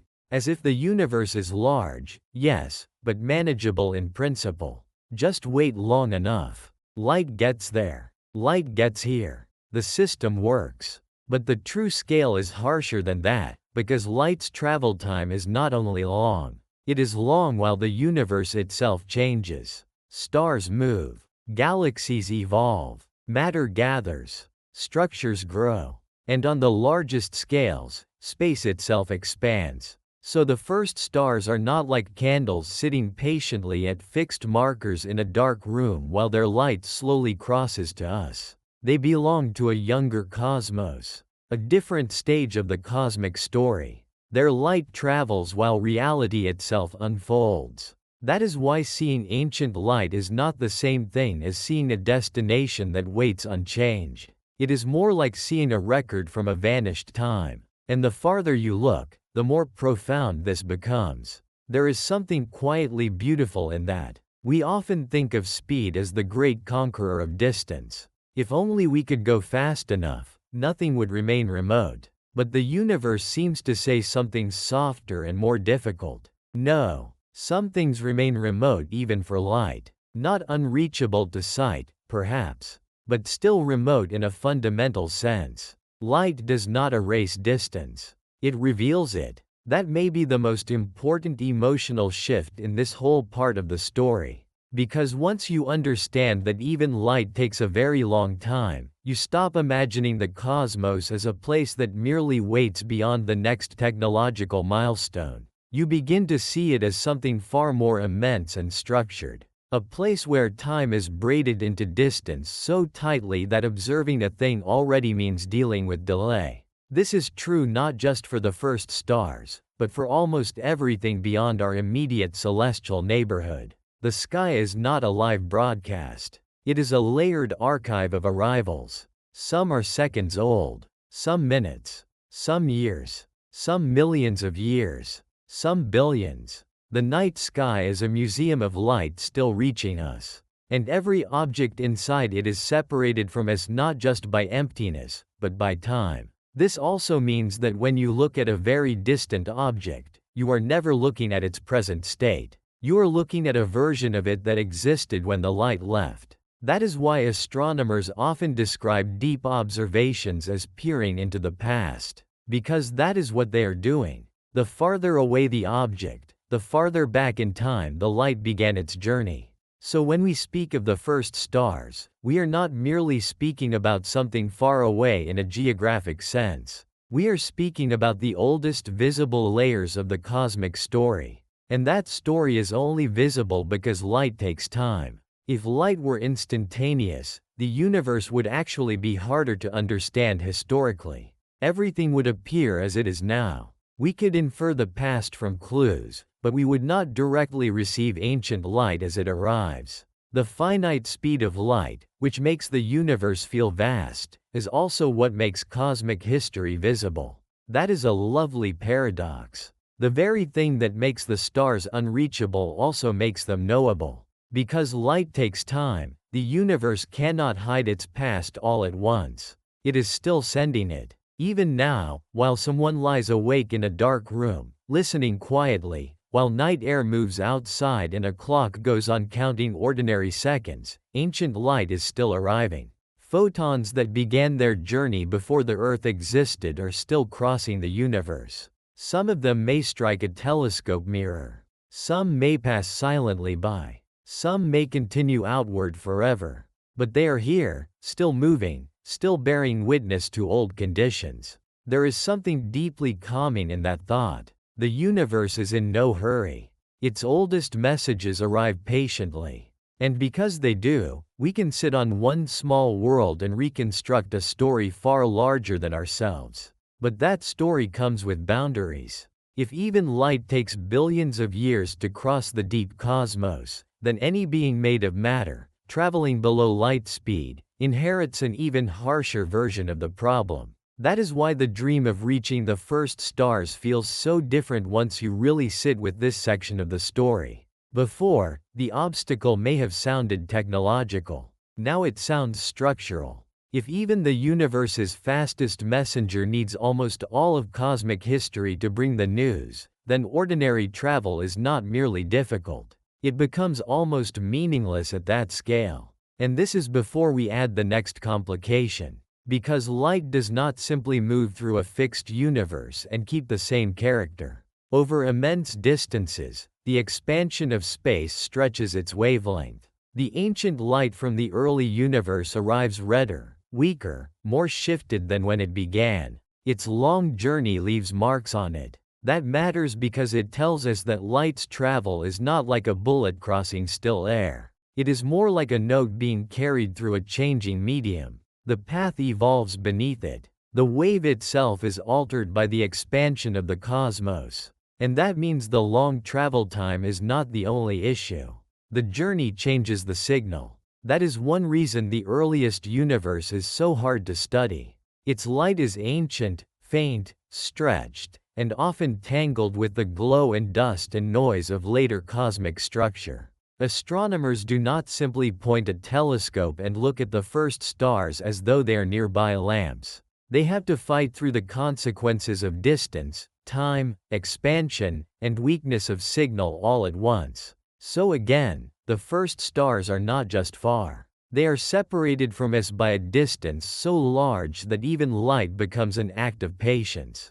If you are enjoying this slow journey through the deep universe, you can always subscribe, leave a like, or tell me in the comments where you are listening from tonight. There is something nice about knowing that these thoughts are crossing not just cosmic distance, but earthly distance too, from one quiet place to another. And maybe that is the small human answer to all of this. We cannot travel like light. We cannot cross billions of years. We cannot outrun the architecture of reality. But we can understand. We can listen. We can receive. Sometimes knowledge itself is the form of travel available to us. That may sound modest, but it is not small. To sit on a planet orbiting an ordinary star, and to learn that the oldest visible light has been traveling longer than our world has existed, is already an astonishing kind of reach. Not physical reach, but mental reach, historical reach, cosmic reach. And perhaps that is the real beginning of wisdom in astronomy. To stop demanding that every wonder become a destination. To allow some things to remain visible without being accessible. To understand that there is a difference between being able to see the first stars and being able to go where they were. Because even light, with all its impossible speed, does not make the journey feel short. It only makes the distance measurable.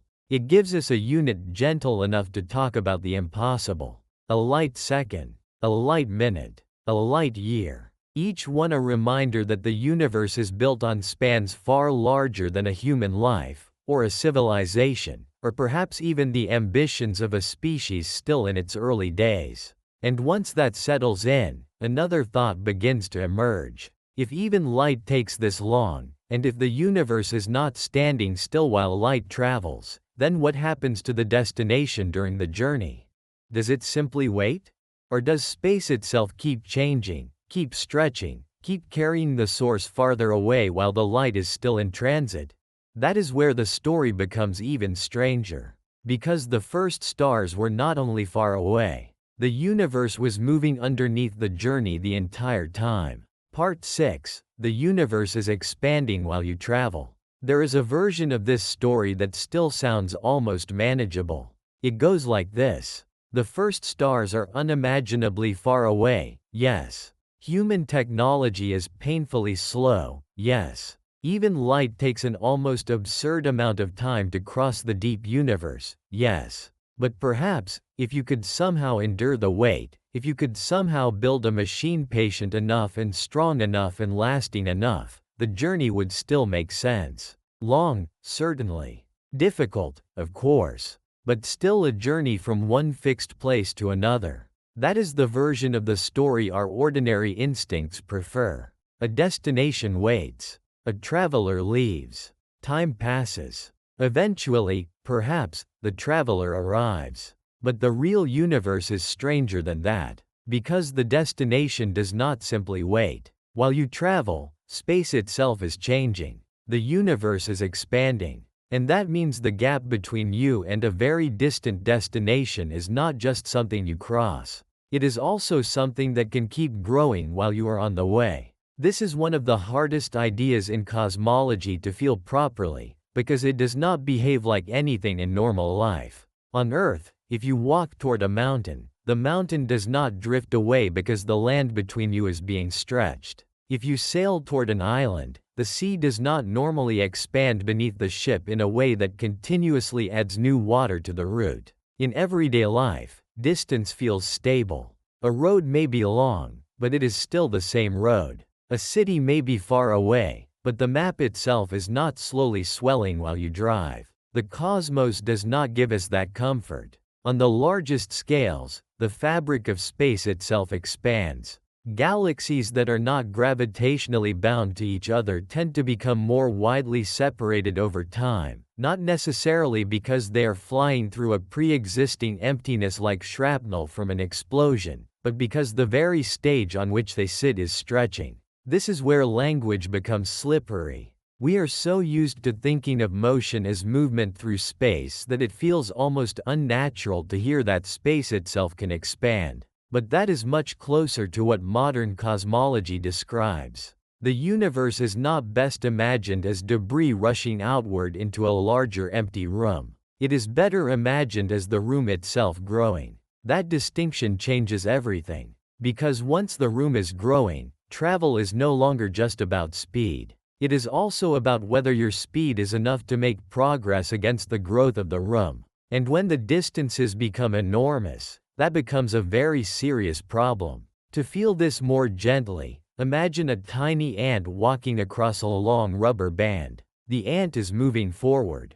It is not standing still. It is doing real work. But now imagine that while the ant walks, the rubber band is being stretched. If the stretching is slow, the ant still gets closer to the far end. If the stretching becomes faster, the ant's progress shrinks. And if the stretching is fast enough, the ant may find that despite all its walking, the far end is not getting closer at all. It may even recede. That is not a perfect analogy, but it captures the emotional logic. Movement is no guarantee of arrival if the thing you are crossing is expanding. Now in the real universe, the situation is more subtle. Space does not expand the same way on every scale in every local environment. Galaxies themselves do not normally swell apart internally because of cosmic expansion. Solar systems do not drift apart because of it either. Gravity and other binding forces are strong enough on small scales to hold things together. The expansion of the universe is something that becomes important across vast, intergalactic distances, where gravity is not binding everything into one stable local structure. That matters because it means the expansion is not something you would notice while looking at your living room, or your city, or even the planets of the solar system. It is not a local breeze. It is a deep property of the cosmos on the largest scales. And the first stars belong to those scales. Or at least, the ancient regions associated with them do. This is why reaching the first stars is not just a matter of surviving a long trip. It is a matter of trying to cross a universe whose geometry has been changing since the light first left those ancient places. That last sentence may be the quiet center of this entire part. The geometry has been changing. The map is not fixed. The ruler is stretching while you measure. And perhaps the strangest part is that we know this not because of some poetic preference, but because the universe told us so through observation. Distant galaxies appear shifted toward the red. Their light is stretched to longer wavelengths. The farther away many of them are, the more strongly this shift appears. This is one of the great clues that the universe is expanding. Not because galaxies are all behaving like ordinary projectiles in a simple blast, but because the space their light crosses is itself growing. Light traveling across expanding space gets stretched along the way. Its wavelength lengthens. Blue becomes redder. Visible light can slide into infrared. Ancient radiation can be stretched all the way into microwaves. The journey itself leaves a mark. So when we think about traveling physically through that same expanding cosmos, we cannot pretend the backdrop is unchanged. The whole setting is evolving beneath the root. This is where the question of the first stars becomes almost haunting.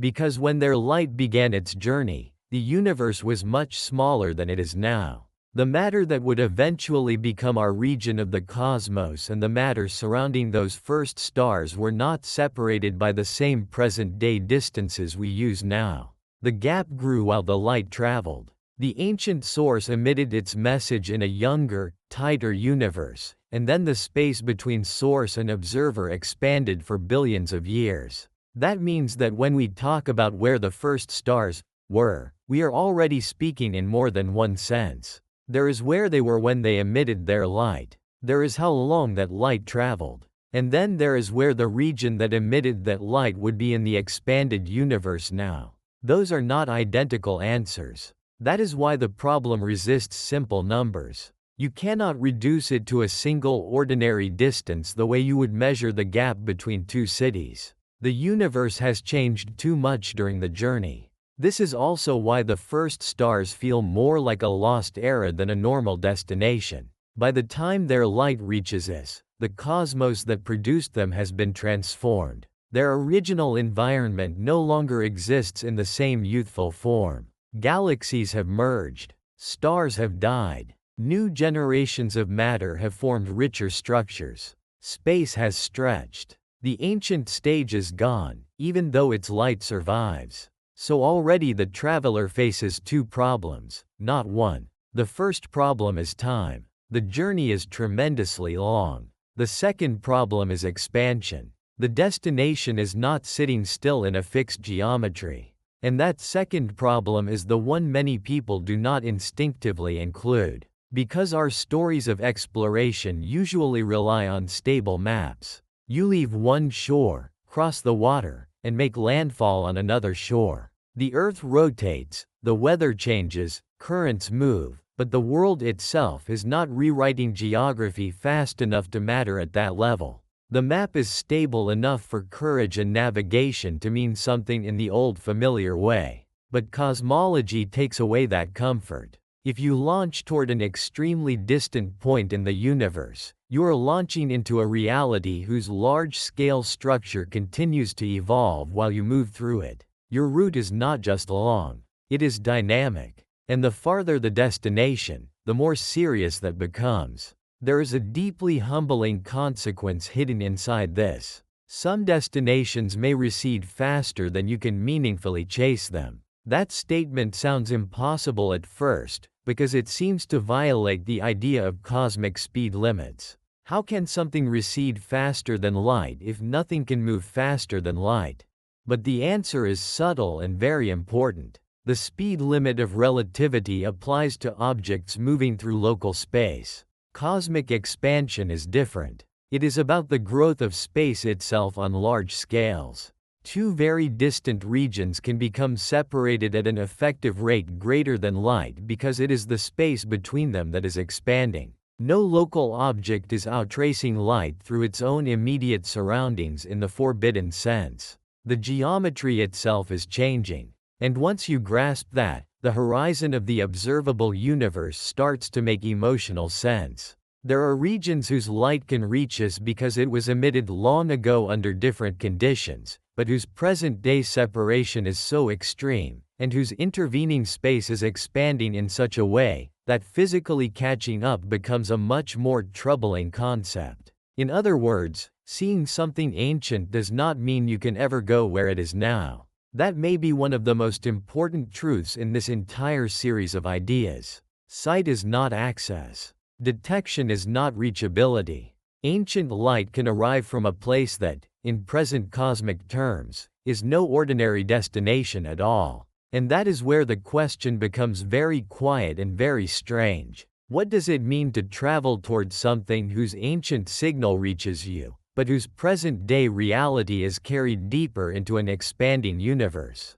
The more honestly you ask that, the more the usual travel metaphors begin to fail. You are no longer simply driving across a continent or sailing across an ocean or even flying across a galaxy conceived as a stable territory. You are trying to make sense of pursuit within an evolving spacetime. And the first stars sit very close to the limit where that pursuit becomes almost philosophical rather than practical. There is also another layer to this problem that makes the whole picture even more delicate. The universe is not just expanding. Observations suggest that the expansion on the largest scales is accelerating. That does not mean every local motion becomes faster in some dramatic everyday sense. It means that the large-scale separation of distant, unbound regions changes in a way that deepens the horizon problem over time. This gives the universe a kind of long, cold asymmetry.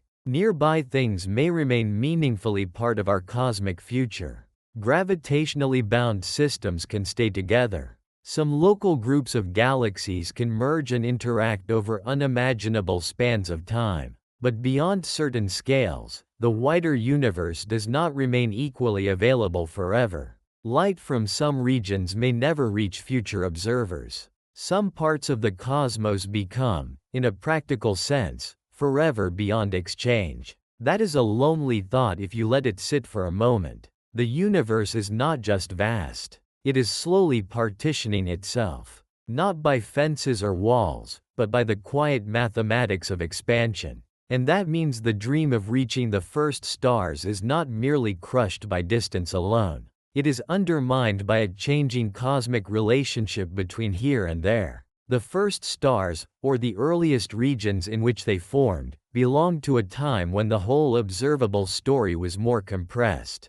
But as the universe aged, the space between widely separated regions swelled. So even if you imagine some impossibly patient civilization, one able to survive far longer than we can easily think about, it would still have to contend not only with raw distance and sublight speeds, but with the fact that the destination's relation to the traveler changes during the attempt. This is one of those rare scientific ideas that also changes the feeling of existence. Because it quietly removes the old fantasy that everything visible must, in principle, be visitable. We are used to linking sight and possibility. If you can see the mountain, perhaps one day you can stand on it. If you can see the island, perhaps one day you can land there. Even the moon followed that pattern. First seen, then reached. But the deep universe does not owe us that pattern. You can see what you may never touch. You can receive messages from what you may never visit.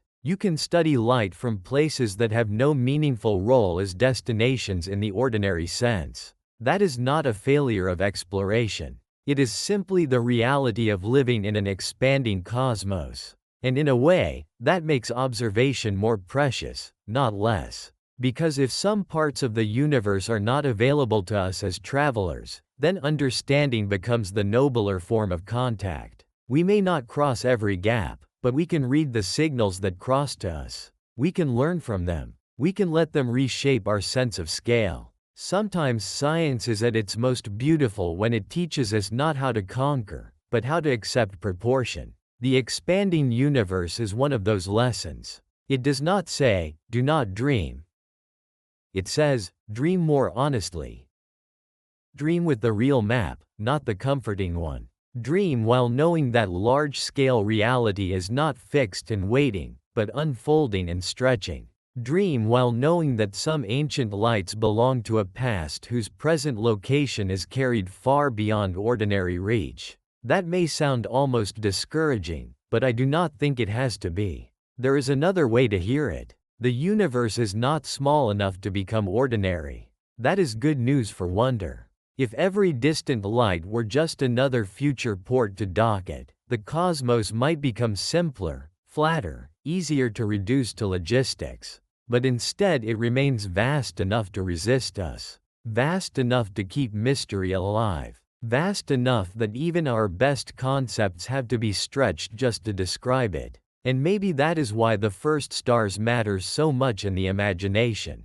They sit near the threshold where distance becomes time, where time becomes history, and where history is tangled with the growth of space itself. They are not just faraway objects. They are reminders that the universe has a deep structure that does not rearrange itself to fit the human appetite for destinations. If this slow journey through the cosmos is helping you unwind tonight, you can always leave a like, subscribe, or tell me in the comments where you're listening from. There is something comforting about knowing that while the deep universe keeps expanding in silence, there are still quiet people all over one small planet thinking about it together. And perhaps that is enough to hold onto as we go deeper. Because the next question arrives almost on its own. If the universe is expanding while you travel, and if the earliest stars belong to a younger cosmos whose light only now reaches us, then another possibility begins to feel unavoidable. What if the destination is not only far away and receding? What if, in the most direct sense, the original stars themselves are already gone? What if the very objects we dream about reaching no longer exist, except as old light still arriving through the dark? That is where the story turns next. Because some of the first stars may have burned brightly, lived briefly, and disappeared long before their message ever found us. Part 7. The first stars may not even exist anymore. There is a quiet twist hiding inside this whole idea. By now, the first stars already feel distant enough. They belong to the early universe. Their light has traveled for almost the full age of cosmic history. Space itself expanded while that light was on the way. Human travel looks hopelessly slow beside such distances. Even light, the fastest thing we know, needed an almost impossible amount of time to bring us their message. But then another thought arrives. A very simple thought. What if the first stars are no longer there at all? Not hidden, not merely hard to reach, not dim behind dust, but gone. That possibility changes the mood of the question in a deep way. Because it means we are not only talking about a remote destination, we are talking about something more fragile than a destination. Something that may have belonged to one short chapter of the universe and then disappeared long before Earth even existed. And that may be the most haunting part of all. The first stars may not even exist anymore. When people picture stars, they often imagine something steady, something patient, something almost eternal. A star seems like the perfect symbol of permanence. It hangs in the sky night after night, year after year, generation after generation. It outlasts people. It outlasts buildings. It outlasts history. For most of human life, the stars seemed like the one thing above us that never really change. And in a human sense, that feeling is understandable. Stars do last a very long time. Some can live for billions, even trillions of years depending on their mass. But stars are not eternal. They are born, they live, they consume fuel, they change. And eventually, every star reaches an end of one kind or another. That is true even for our sun, which feels so stable that it can seem outside the ordinary cycle of things. The sun will not last forever. It has its own timescale, its own structure, its own future. One day it too will leave the form we know now. So when we ask about the first stars, we must remember something important. They were not only the first. They may also have been very different from the stars we are used to thinking about. And one of the biggest differences may have been this. Many of them were probably enormous. That matters because in astronomy, bigger often means shorter lived. This is one of those ideas that can feel backward at first. In everyday life, larger things often seem more durable. A larger building seems sturdier than a smaller one. A larger tank seems like it should last longer because it contains more. A bigger machine seems like it has more power to keep going. But stars do not behave like calm storage containers. They behave more like furnaces. And a larger furnace does not always burn longer. Sometimes it burns faster. A star exists because gravity pulls matter inward while the pressure from nuclear fusion pushes outward.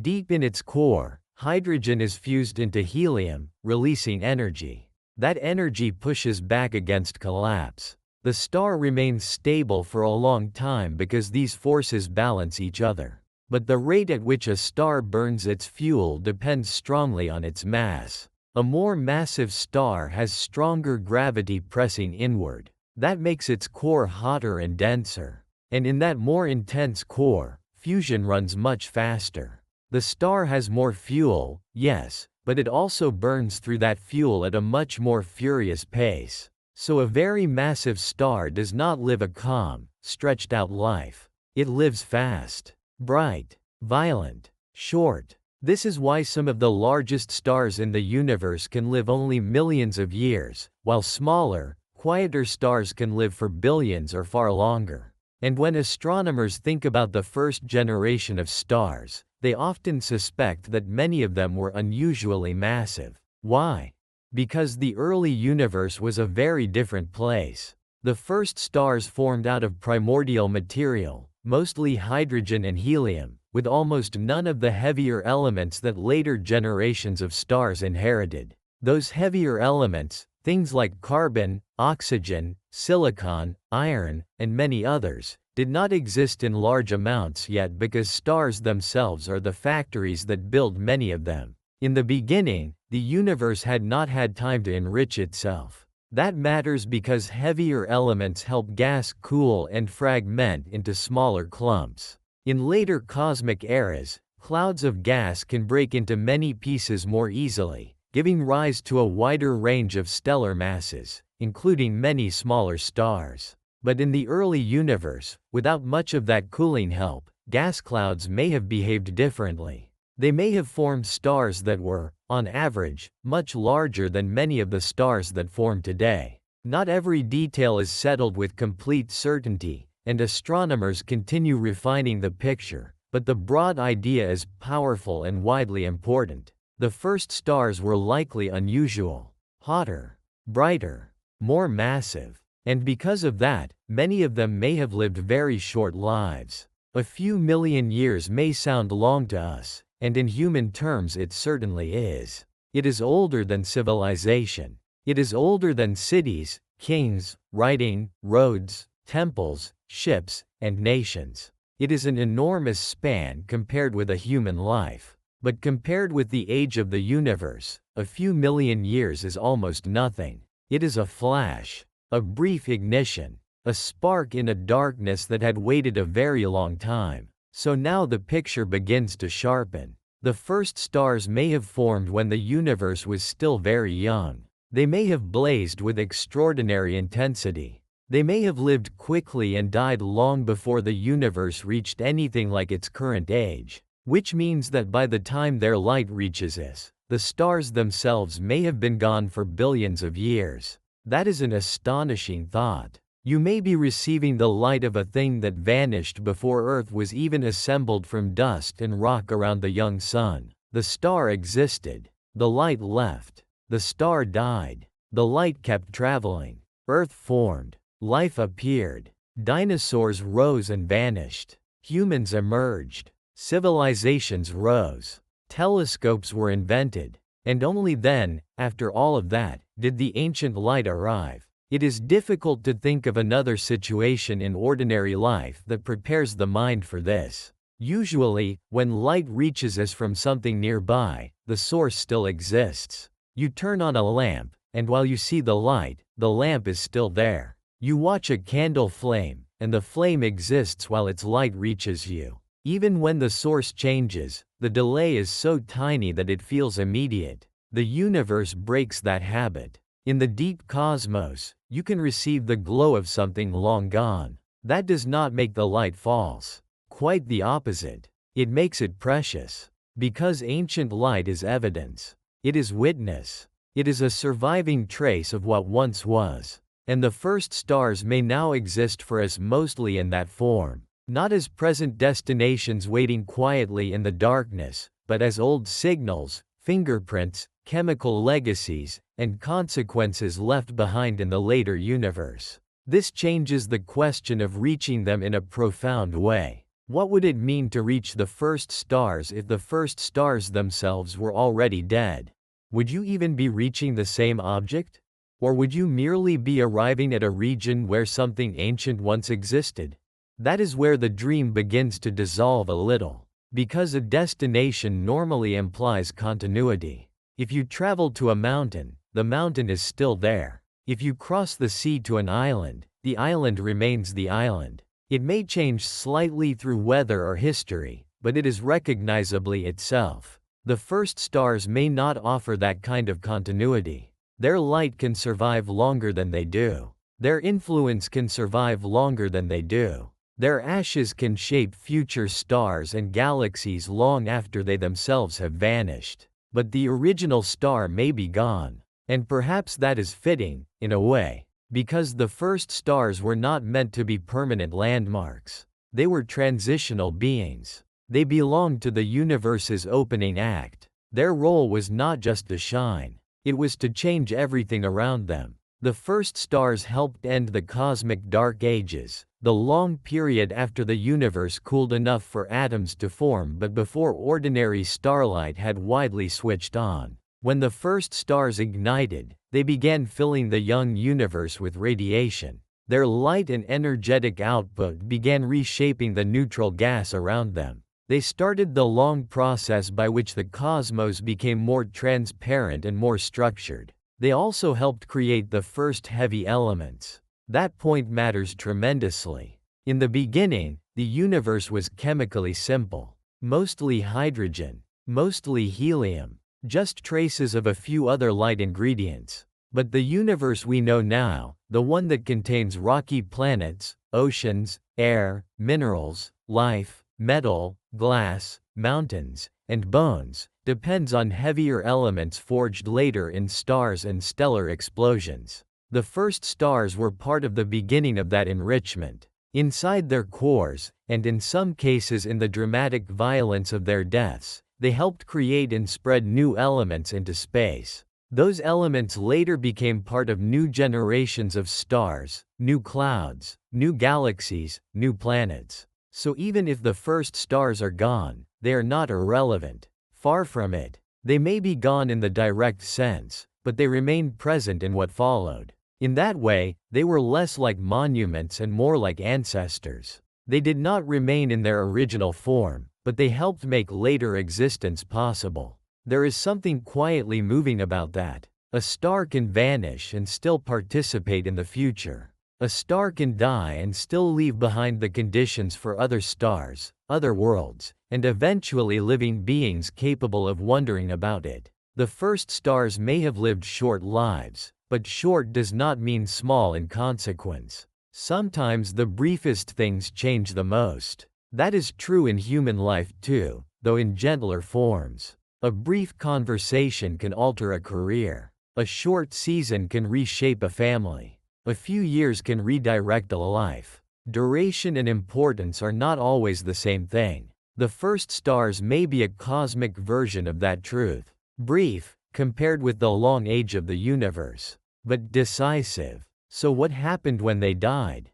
That depends on their mass, and the early universe may have hosted a variety of endings. Some massive stars may have exploded as supernovae, sending material outward into surrounding space. Some of the very most massive may have undergone even more dramatic fates, depending on the physics of their interiors. Some may have collapsed into black holes. Some may have done things rare in the modern universe because of the special conditions of that early era. The details are complex, and astronomers are still investigating them carefully, but the overall point is simple enough to hold on to tonight. The first stars were likely not quiet, long-lived lights like many of the stars we casually imagine. Many were probably intense, unstable by comparison, and short-lived. They may have burned so fiercely that their lives were over almost as soon as the cosmos had begun to fill with light. And if that is true,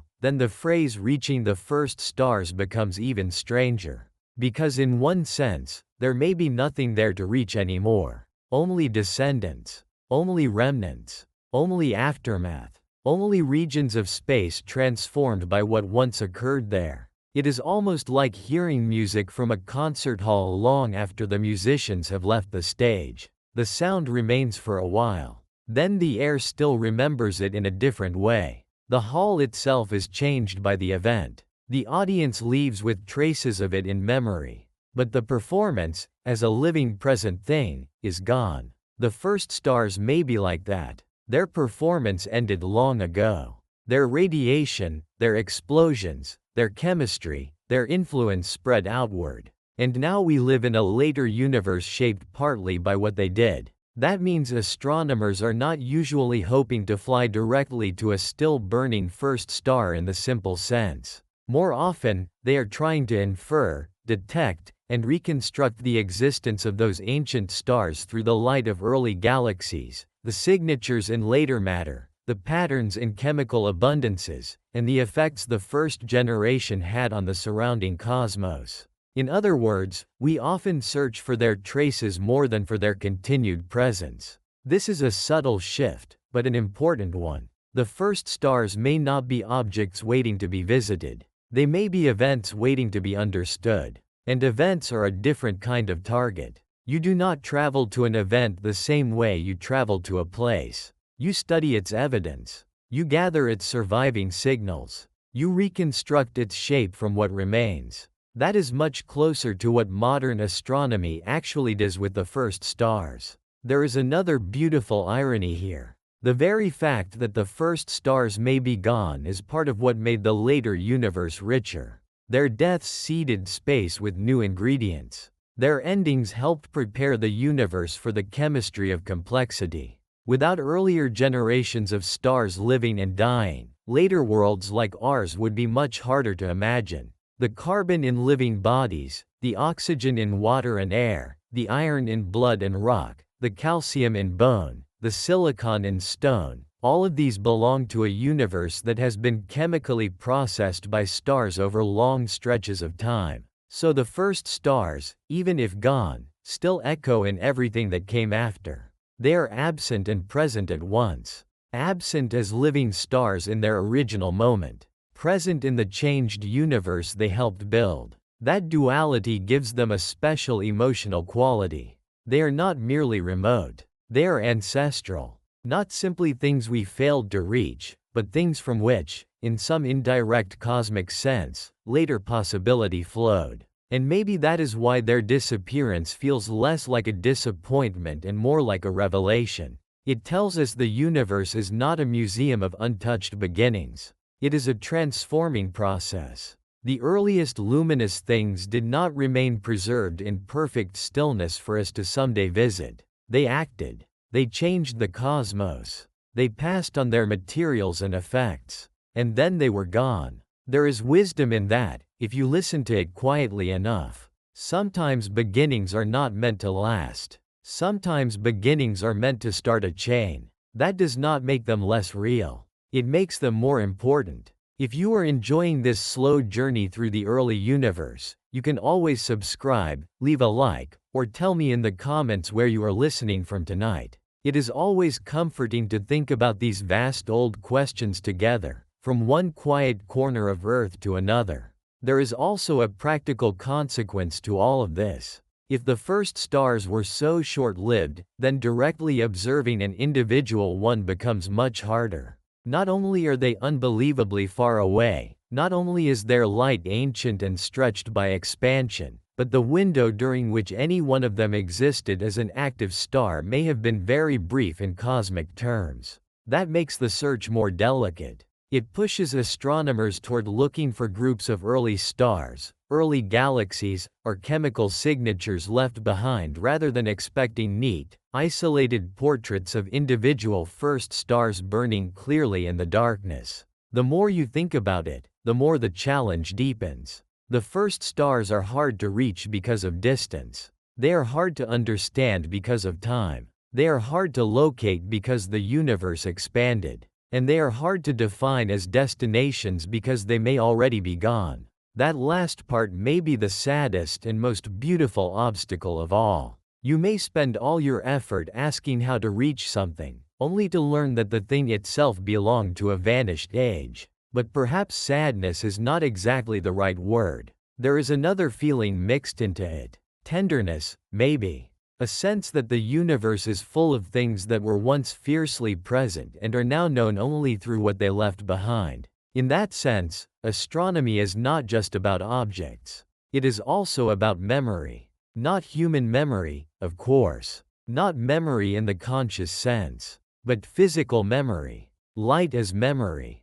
Chemistry as memory. Structure as memory. The later universe remembering the earlier universe through consequences. The first stars may no longer exist, but the universe remembers them. It remembers them in the metals scattered through later gas clouds. It remembers them in the transition from darkness to illumination. It remembers them in the altered state of the early cosmos. It remembers them in the conditions that later made galaxies richer and more complex. And we, by studying those traces, become readers of that memory.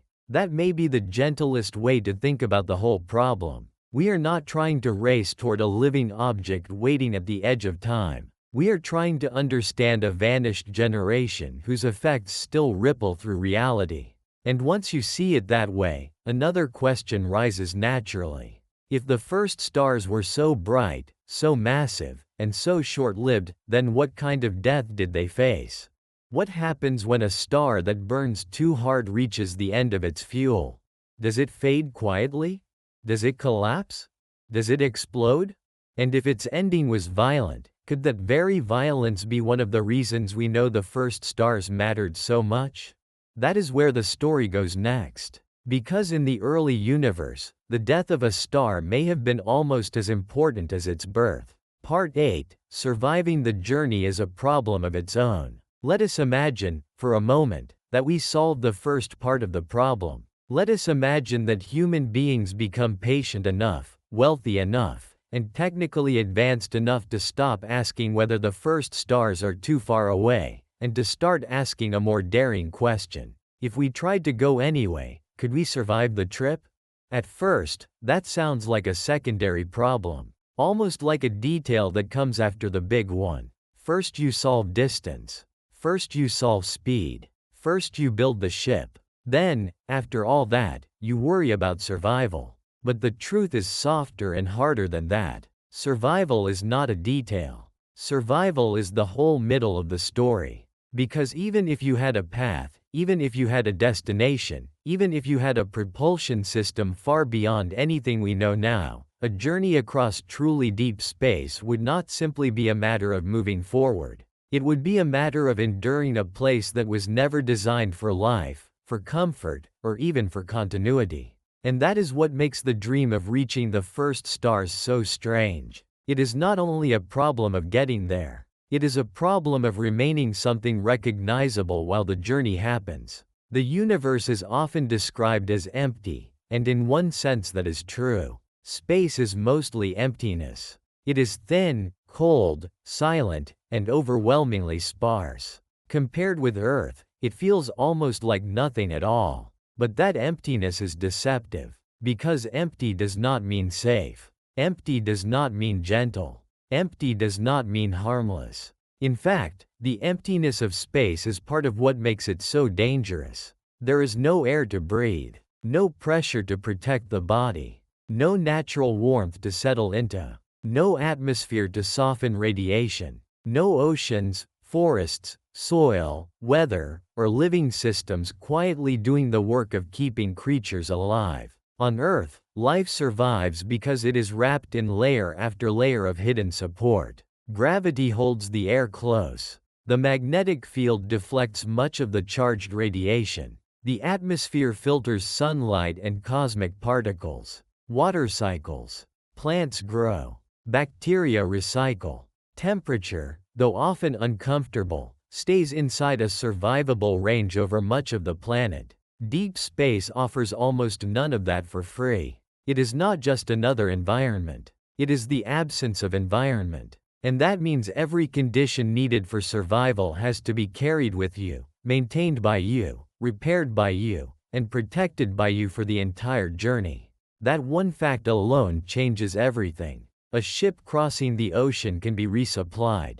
A plane in the sky lands. A truck on a highway can stop for fuel. Even a remote base in Antarctica, difficult as it may be, still exists inside the wider support of one living planet. But an interstellar ship would travel in a place with no roadside stations, no villages, no harbors, no rescue teams waiting over the horizon. If something goes wrong, the ship is not far from home. The ship is home. And once you feel that properly, the problem stops sounding like adventure and starts sounding like total dependence. Every breath depends on systems. Every sip of water depends on systems. Every degree of warmth depends on systems. Every crop, every battery, every seal, every air filter, every pump, every processor, every habitat wall, every backup system, every repair tool, every medical supply, every line of code, every decision, every memory of how to fix things, all of it has to survive with you. And not just for a week, not just for a year, potentially for generations. That is why surviving the journey becomes one of the deepest challenges in the entire idea. Because even if the universe allowed the route, the ship itself would have to become something human civilization has never really built before. Not a vehicle. A world. A tiny artificial world, closed against almost all outside help, carrying not just people perhaps, but atmosphere, water, food systems, maintenance systems, knowledge systems, and social continuity through an emptiness that does not forgive failure. And even before you begin thinking about the social and emotional side of such a voyage, the physics of the environment start pressing in. Radiation is one of the first quiet enemies. On Earth, most people do not have to think about radiation in any constant way. It exists, of course. The planet is full of natural background radiation. The sun sends particles and light. The cosmos sends higher energy particles from distant events. But our atmosphere and magnetic field absorb and deflect much of what would otherwise reach us more directly. We live under a shield so natural that we barely notice it. Leave Earth, and that shield begins to fall away. Even astronauts in low Earth orbit are still protected partly by Earth's magnetic environment. They are high above us, yes, but not fully in the raw exposure of deep interplanetary or interstellar space. Go farther, and the protection drops. Then the journey becomes a long encounter with radiation from several directions at once. There is radiation from the sun, which can come in violent bursts during solar storms. There are high-energy particles from outside the solar system, often called cosmic rays, arriving from deep space with energies so extreme they sound almost unreal. There is the cumulative effect of exposure over time, the slow invisible wear that living tissue cannot simply ignore forever.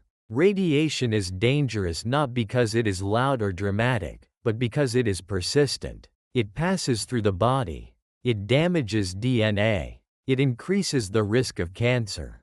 It harms tissues. It threatens the brain, the blood, the organs, the cells that quietly keep life going. A short exposure may be manageable. A long exposure across years, decades, or more becomes a different kind of threat. And here is where the problem becomes especially cruel. If you shield the ship heavily, the ship becomes more massive. If the ship becomes more massive, propulsion becomes harder. If propulsion becomes harder, the trip becomes longer. If the trip becomes longer, radiation exposure increases. So even at the level of design, the hazards begin to fight one another. The very thing that protects you may make the journey more difficult in other ways. That does not mean shielding is useless. Far from it, but it means there is no clean answer waiting around the corner. You cannot simply say, "We will armor the ship and be fine." Armor costs mass. Mass costs energy. Energy costs design. Design costs time. And time, in deep space, turns every problem into a larger one. Then there is another danger, one that sounds small until speed is added to it. Dust. That word feels harmless. Dust is what gathers on a shelf. Dust is what floats in sunlight near a window. Dust is what you wipe off a table. It does not sound like a cosmic threat. But in space, and especially at very high speeds, even tiny particles become serious. A grain of dust drifting in interstellar space may be small, but if your ship is moving fast enough relative to it, that grain hits with extraordinary energy. The faster the ship moves, the more a tiny particle begins to behave not like a nuisance, but like a projectile. And across enormous distances, even a sparse medium stops feeling empty in the comfortable sense. You are not moving through a perfect vacuum untouched by matter. You are moving through a thin field of particles, atoms, dust grains, radiation, and occasional hazards that add up over time. For a short mission, perhaps that is one engineering problem among many. For a mission lasting years or centuries, it becomes relentless. Every collision may be tiny, but tiny damage repeated often enough is how systems age. A ship moving at extreme speed through deep space would need protection not just against the spectacular, but against the almost invisible. The danger would not always come as one great catastrophe. It might come as erosion, pitting, slow damage to surfaces, sensors, shields, and components. The universe would sand the ship down grain by grain. That is one of the quiet truths of long travel. You do not only fear the big failure. You fear accumulation. And accumulation touches almost everything. Machines wear out. Seals degrade. Bearings fail. Electronics drift. Materials become brittle. Lubricants break down. Microscopic cracks grow into real ones. On Earth, that is survivable because systems can be replaced from supply chains that stretch across the planet. A failing pump is inconvenient, not fatal, because somebody can make another pump, ship it, install it, and test it. In a self-contained ship moving through interstellar darkness, the supply chain ends at the hull. Everything needed later must either already be there, be repairable from what is there, or be manufacturable using systems carried on board. That means survival is not only about protection, it is also about maintenance. The ship must endure, yes, but it must also remain fixable. And that raises a question more difficult than it first sounds. Can a closed system stay truly healthy for very long?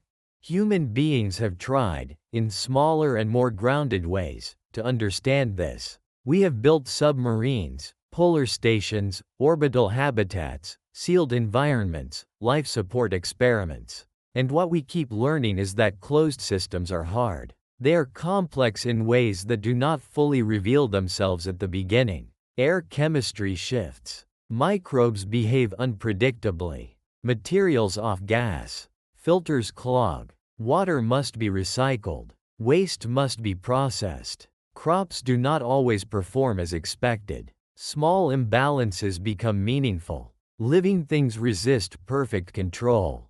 Earth seems stable because it is vast, layered, old, and full of overlapping feedback loops built over geological time. A ship, no matter how advanced, would be a much smaller and more fragile imitation of that kind of balance. And the longer the journey, the more that fragility matters. Water recycling would have to be extremely efficient. Air would have to be regenerated reliably. Food systems would have to endure without collapse. Medicine would have to be available even for conditions no one predicted perfectly at launch. Children, if a generational voyage were involved, might be born into an artificial environment and grow old there without ever seeing an open sky. Even the bones and muscles of the body enter the story. Human beings evolved in gravity.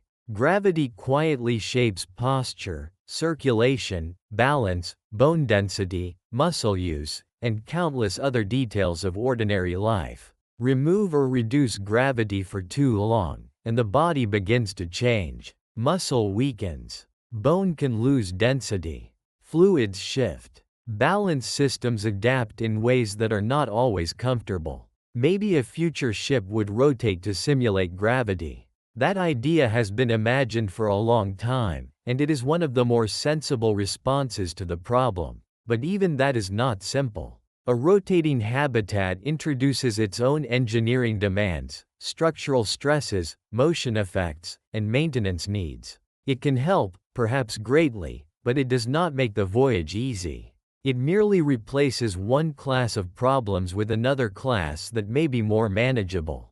And then there is the mind. This may be the most human danger of all, because it does not arrive in the form of radiation or pressure loss or failing hardware. It arrives through time, isolation, routine, memory, longing, boredom, grief, and the strange emotional weight of living inside a journey that may never personally end. Human beings are not just biological systems. We are social, narrative, emotional creatures. We need meaning, variation, relationship, a sense of future that feels connected to action. We can endure remarkable hardship when hardship still feels part of a comprehensible story. But what happens when the story itself stretches beyond one lifetime? What happens when the destination is abstract, the outside view rarely changes, the communication delay with Earth becomes enormous, and the entire known world shrinks to a contained habitat moving through endless black? There is no simple answer to that. Some people might adapt far better than we imagine. Human beings are surprisingly flexible. We can build routines. We can form communities. We can attach meaning to long projects. We can live in remote places, endure monotony, and create culture under constraint. But an interstellar or deeper than interstellar voyage would not simply be remote life. It would be remoteness without true return, without ordinary rescue, and with a scale of separation so severe that, back home, gradually becomes less like a place and more like an ancestor. For one crew generation, Earth might still feel immediate in memory. For the next, it might feel like history. For the next, almost mythology. That introduces a different kind of survival problem. Not survival of the body. Survival of purpose. Why keep going? Why preserve the mission? Why obey plans written by people long dead? Why not turn the ship around, if that were even possible? Why not change its culture, its priorities, its destination, its identity?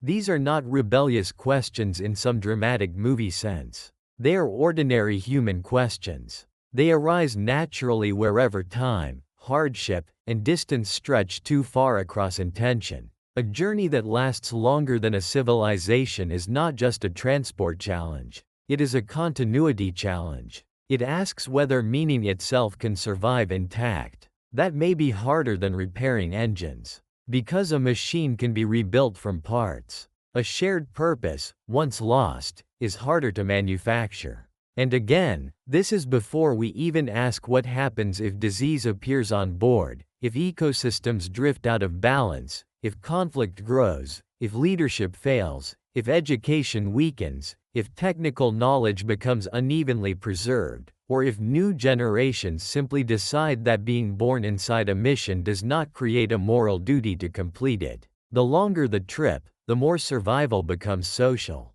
The ship must not only remain sealed and powered, it must remain coherent. That is why some visions of deep space travel quietly move away from human crews and toward machines. A robotic probe does not need air, water, emotional continuity, education for children, or a meaningful story to pass from parent to child. It can still fail, of course. It can still be damaged, still run out of power, still lose orientation, still drift into silence. But the list of needs is smaller. And that fact itself says something important. It suggests that when the journey becomes too hostile to biological life, intelligence may continue through tools more easily than through flesh. That can sound cold, but it may also be realistic. Still, even a robotic mission inherits the problem of time. A machine crossing immense darkness for centuries or longer still has to survive physics.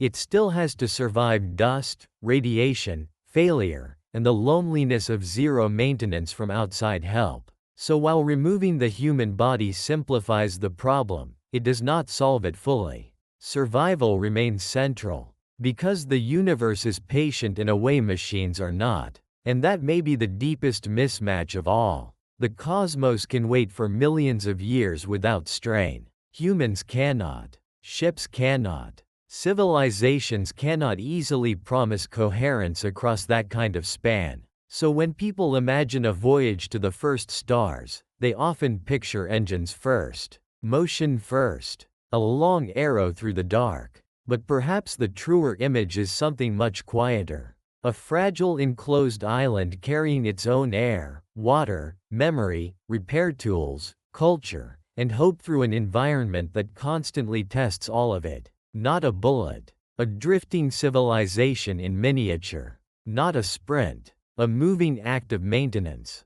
And that is why the survival problem is so profound. It changes the dream from exploration into stewardship. You are not just trying to reach a destination. You are trying to keep a tiny world alive long enough to remember why it left. If this calm walk through the deeper side of space is helping you settle tonight, you can always subscribe, leave a like, or tell me in the comments where you're listening from. It is always comforting to remember that even while we talk about ships crossing impossible darkness, we are still here together on one very livable world. That last thought may matter more than it first seems. Because one of the lessons hidden inside all this is not simply that deep space travel is hard. It is that Earth is extraordinary. Not in a sentimental way. In an engineering way. In a biological way. In a systems way. Earth is not just where we happen to begin. It is a working life support miracle, held together by vast natural cycles we did not build.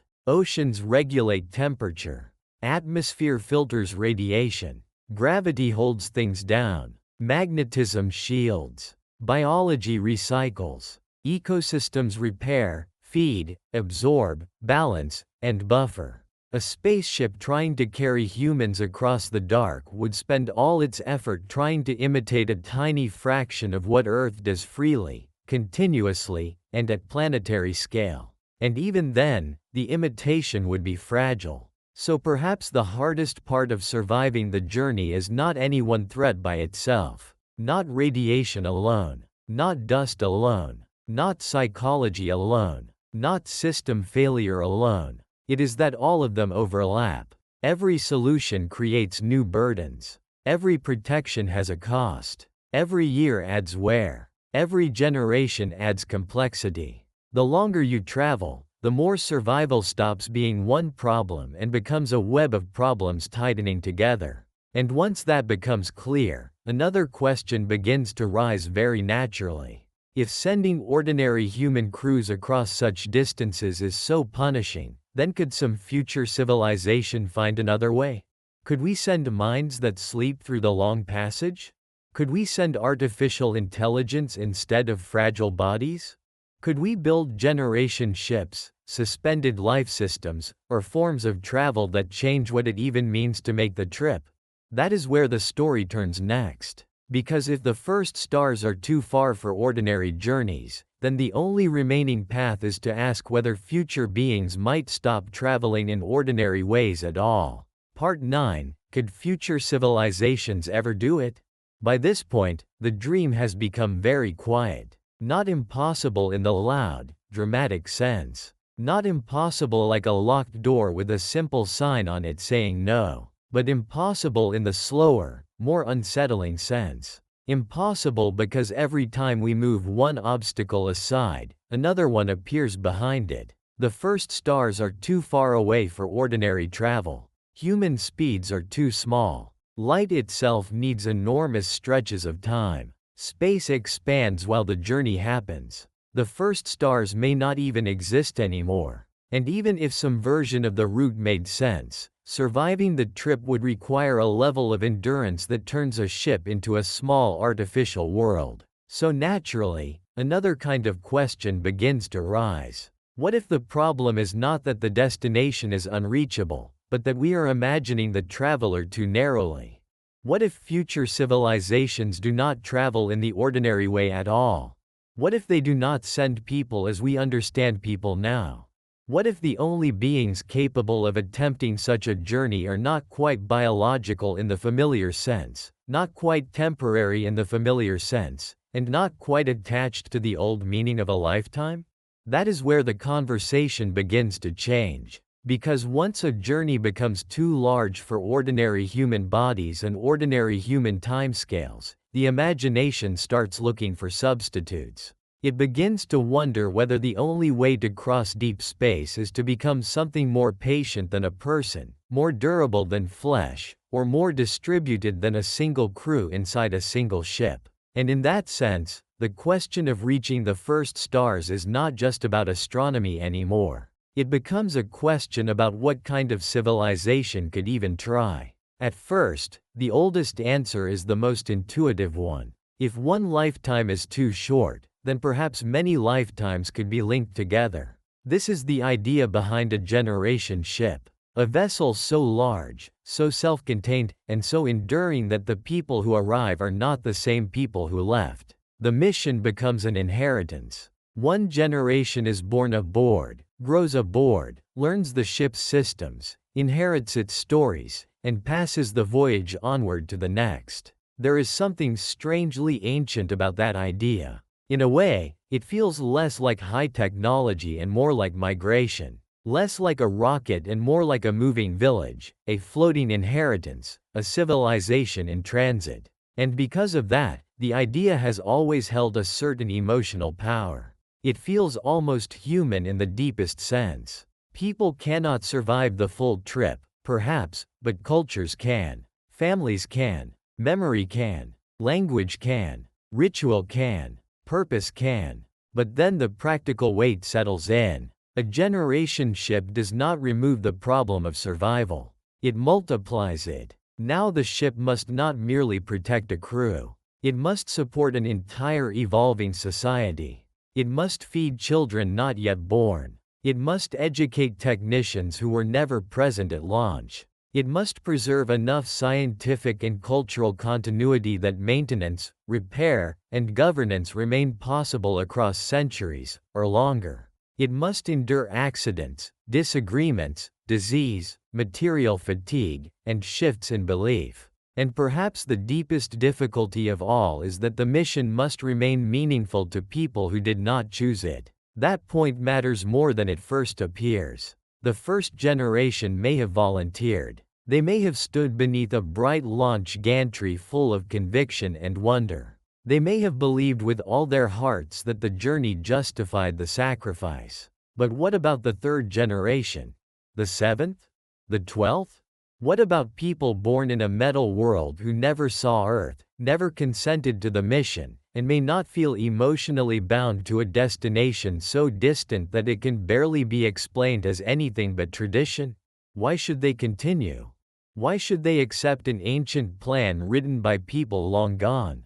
Why should the ship remain a mission instead of becoming simply a place to live?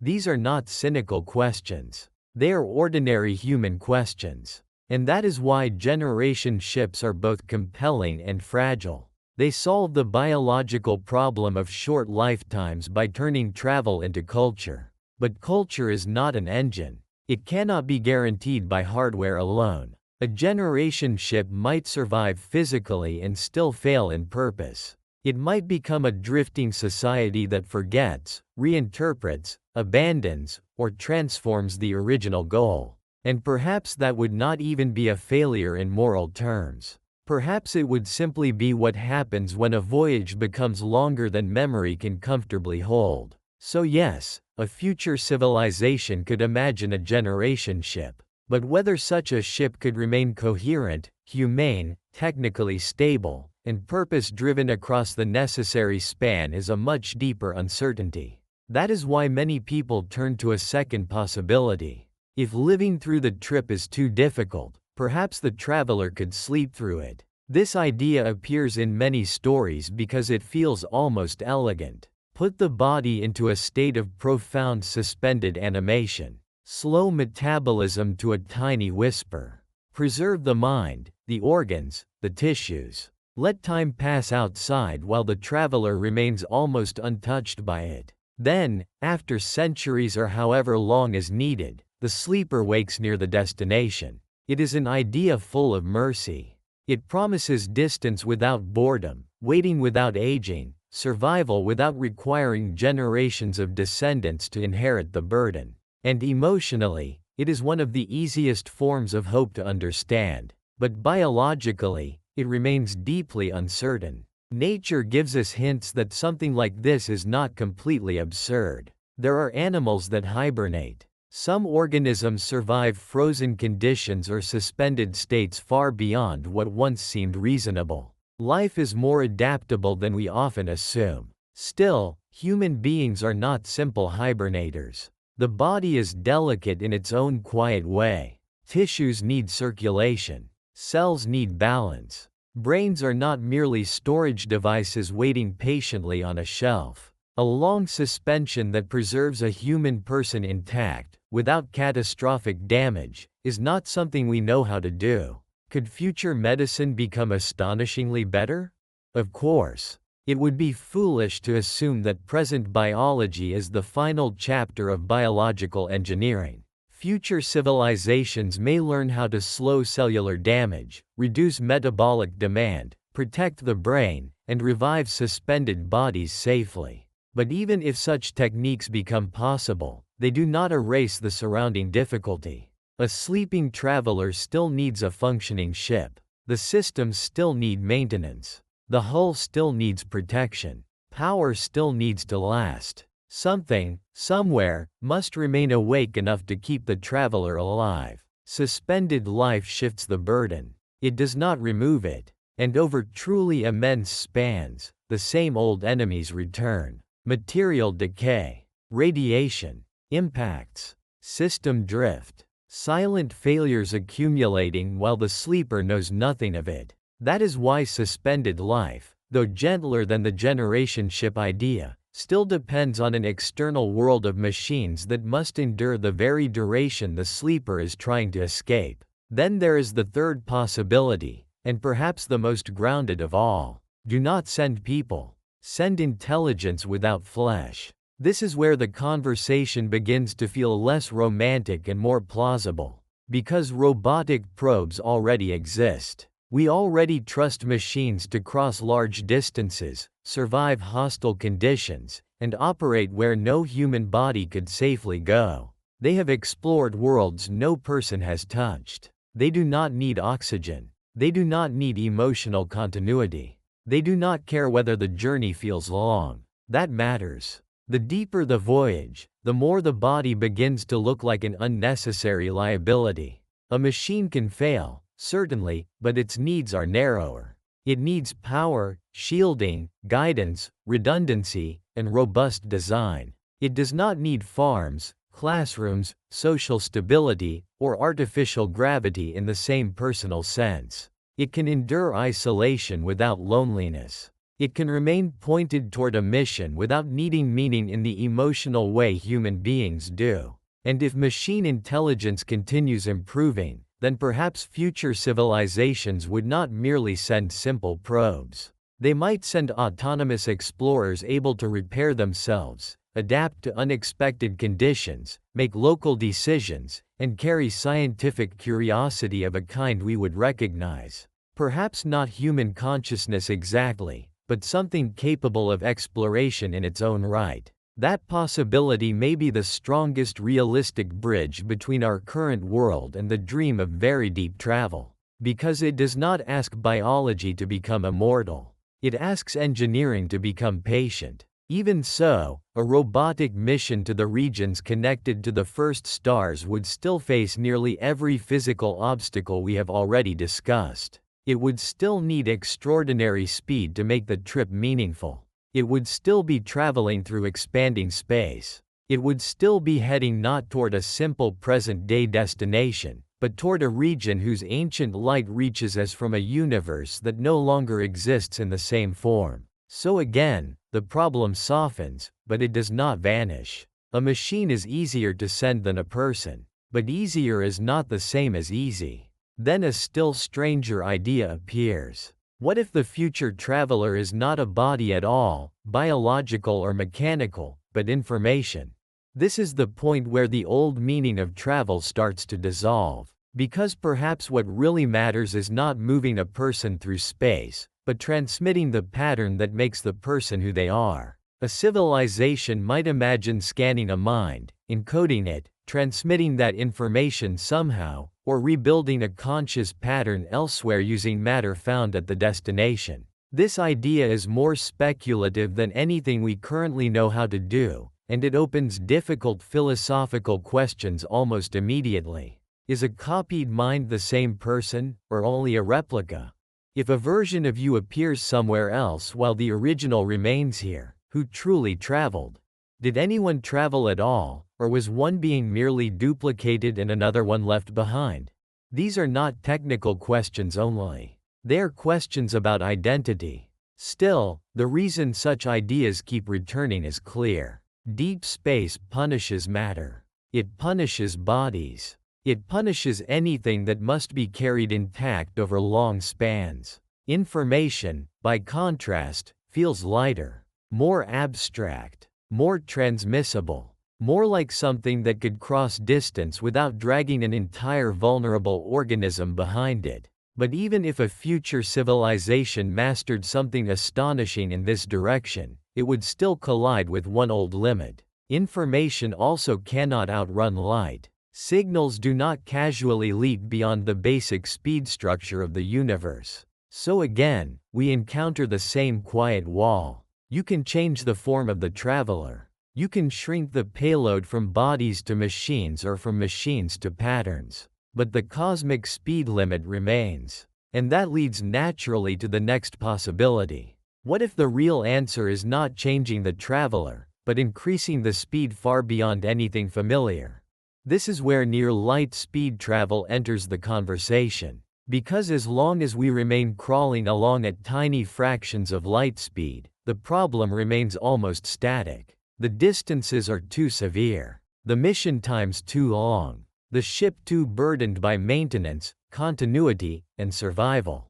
But if a future civilization could accelerate something to a very substantial fraction of light speed, the texture of the problem changes dramatically. Not completely, but dramatically. A ship traveling at 10% of light speed would already be doing something almost unimaginable by present standards. At that speed, nearby stars stop being purely symbolic targets and begin to look more like long-term engineering problems. At 50%, the universe changes again. At 90% or more, deep relativistic effects start to matter in ways that are mathematically fascinating and emotionally strange. Because once speeds become a serious fraction of light, time itself stops behaving in the ordinary shared sense. According to relativity, time for the traveler can pass differently than for those left behind. From the perspective of people watching from Earth, the journey may take many years.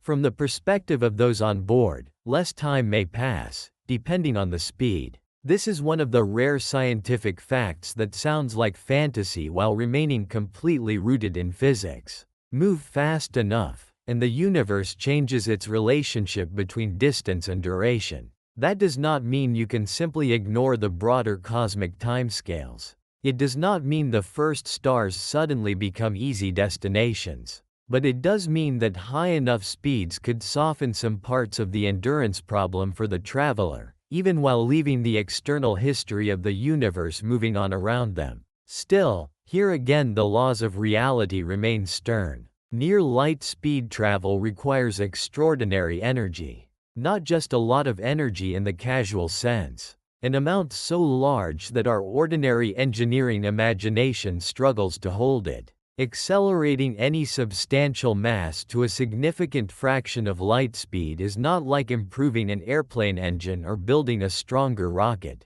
It is a move into a much harsher economy of physics. The closer you get to light speed, the more punishing the energy demands become. Shielding becomes harder. Collisions with even tiny particles become more dangerous. Deceleration at the far end becomes its own enormous problem. So when people say, maybe a future civilization could go near light speed, that may be true in some limited and astonishing sense. But it should still be heard with all the weight it deserves. Near light speed is not a small upgrade. It is a civilizational transformation in energy, engineering, and control. Could a very advanced civilization do something like that?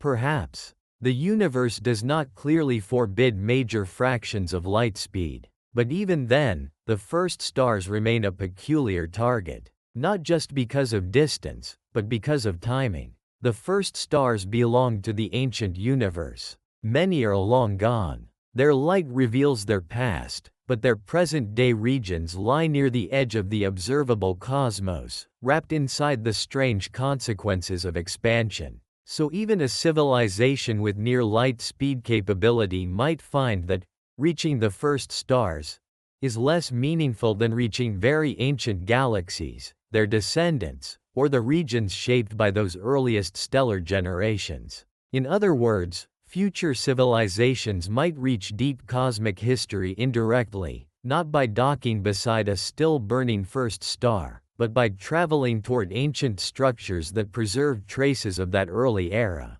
That distinction matters, because it keeps the whole conversation honest. The goal is not some neat science fiction arrival at a single glowing original star waiting patiently in the darkness. The goal, if there is one at all, is contact with the oldest accessible remnants of the universe's first luminous age. And then, of course, there is the final category. The one people often whisper about when ordinary physics begins to feel too restrictive. Shortcuts, warp drives, wormholes, engineered holes in spacetime, ways not to travel through the distance so much as rewrite the geometry of the trip. These ideas live partly in mathematics and partly in imagination. General relativity permits strange structures in its equations, and physicists have explored them seriously enough to know that spacetime is richer than ordinary intuition suggests. But a mathematical possibility is not the same as an engineering pathway. Many such concepts appear to require conditions, materials, or forms of energy we do not know how to obtain, or perhaps that cannot exist in the necessary form at all. So the honest thing to say is this: future civilizations may discover things we have not imagined, but at present, shortcuts through space-time remain speculation, not a travel plan. And there is something valuable in keeping that line clear. Wonder does not need us to pretend certainty. In fact, wonder becomes deeper when we let the unknown remain unknown. So could future civilizations ever do it? The most honest answer is yes, but probably not in the ordinary heroic way people first imagine. Not as a familiar human crew strapped into a faster rocket. Not as a clean voyage with a clear launch, a long cruise, and a triumphant arrival beside the original first stars. If anything like this is ever attempted, it would more likely involve one of several paths. Long continuity across generations. Suspended life, if biology ever allows it. Autonomous machine explorers. Radical advances in propulsion to major fractions of light speed. or forms of travel so different from present engineering that they would reshape what we even mean by a journey. And even then, the target itself would have to be understood correctly. Not the first stars as a living set of objects still waiting there for us, but the ancient regions, remnants, and structures through which the earliest luminous universe can still be approached. So the question may not really be, will we reach the first stars? It may be, what kind of beings would we have to become before a question like that even begins to make sense? That may be the deeper power of the idea. It does not just test our engines. It tests our self-understanding. It asks whether intelligence must always remain tied to short bodies and local worlds, or whether civilizations can slowly transform into something more patient than the individuals who compose them, something that thinks on longer scales, something willing to delegate its curiosity to machines, descendants, or forms of memory that outlast ordinary life. If this slow journey through the early universe is helping you unwind tonight, you can always subscribe, leave a like, or tell me in the comments where you're listening from. It is always comforting to know that while these questions stretch across billions of years, they can still begin in one quiet room, on one small planet, with someone simply wondering. And maybe that is where the real answer begins. Not with a ship, not with a destination, but with a change in perspective. Because perhaps the first stars are not mainly there to tempt us into travel. Perhaps they are there to teach us scale, to teach us humility, to remind us that the universe is older, deeper, and less centered on our kind of life than we first assume. Future civilizations may attempt extraordinary things. They may spread across systems, build habitats, master energy at scales we can barely imagine, and send minds or machines where flesh cannot safely go. Some version of humanity, or something descended from humanity, may one day drift far beyond the dreams of the present. That is possible. But whether even such a civilization could meaningfully reach the first stars remains uncertain, because uncertainty is built into the target itself. The earliest stars were brief. Their light is ancient. Their present-day regions are tied to the expanding boundary of the observable universe. They belong as much to cosmology as to travel. And perhaps that is exactly why they matter. They stand at the edge of what can be seen, the edge of what can be pursued, and maybe the edge of what can be possessed by a species like ours. That makes them less like a colony waiting to be founded, and more like a horizon. A horizon not only in space, but in thought. And whenever you stare at a horizon long enough, one final question always begins to form. If reaching the first stars may require future beings, future machines, future biology, or future forms of intelligence, then what does that say about us now? What can we truly do from here, in this era, with our present tools and our present lives? If we cannot go there, what can we still learn from them? That is where the story ends. Not with the journey outward, but with the meaning of the journey for us, here, tonight. Part 10. What the first stars teach us about our limits. By now, the first stars no longer feel like a simple destination. At the beginning of this journey, the question may have sounded almost straightforward. Why is reaching the first stars so hard? And hidden inside that question is an assumption that feels natural at first. It assumes the first stars are like any other faraway place. Difficult, yes. Remote, certainly. But still part of the same familiar pattern. You find where something is, you build a way to travel there, and then one day, perhaps, you arrive. But the deeper we go, the more that old pattern falls apart. The first stars are not just far away. They are tied to the earliest visible chapters of the universe. Their light has spent almost the entire age of the cosmos traveling toward us. Space expanded while that light was on its way. Many of those first stars likely burned fast and died long before their ancient glow ever reached our telescopes. And even if some future civilization became far more capable than we are now, the problem would still remain wrapped in the strange geometry of an expanding universe, in the fragility of travelers, and in the reality that some things may be visible without being meaningfully reachable. So the story ends in a different place than it began. It does not end with a ship nearing some ancient stellar shore. It ends here, with us. With what this question teaches a young civilization on a small planet orbiting an ordinary star. Because the first stars are not only a lesson in distance, they are a lesson in limits. And limits, if we are patient enough to listen to them, can be more valuable than fantasies of easy conquest. Human beings do not naturally enjoy limits. We tend to treat them as insults, something to overcome, something to erase. If a mountain blocks the way, we climb it. If an ocean separates two coasts, we cross it. If the sky is above us, we build machines to rise into it. So much of our history is a story of once impossible things becoming ordinary that it is understandable, even admirable, that we keep assuming the next impossibility may also yield in time. And many do. That instinct has taken us very far. It gave us science, medicine, engineering, astronomy, flight, computing, global communication, and the ability to send machines to other worlds. But there is another kind of wisdom that only appears when progress meets proportion. Not every barrier is simply waiting for a clever tool. Not every distant thing is a future possession. Not every wonder is meant to become familiar. The first stars teach that very gently. They remind us that the universe is not scaled to human hope.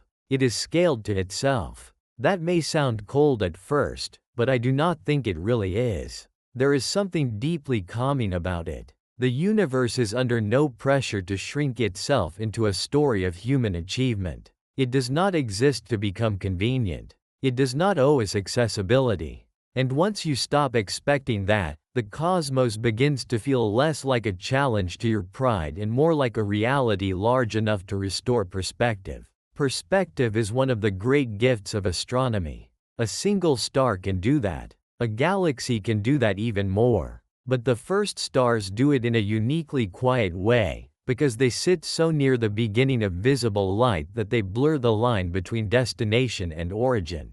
To ask about reaching them is almost to ask whether a species can outrun the shape of spacetime itself. It is almost to ask whether seeing the oldest visible chapter of the universe means that chapter must also be available as a place. And the answer, or at least the honest answer for now, seems to be no. Or perhaps something gentler than no. Perhaps the better answer is this. Some things are available to understanding before they are available to travel. And some things may never make the second transition at all. That is not defeat. That is simply the structure of reality speaking clearly. If you think about it long enough, this becomes less depressing and more profound. It means knowledge is not always the shadow of possession. We live in a culture that often links understanding with mastery. To know a thing is to control it, use it, build with it, profit from it, apply it. And certainly that has often been true in practical science.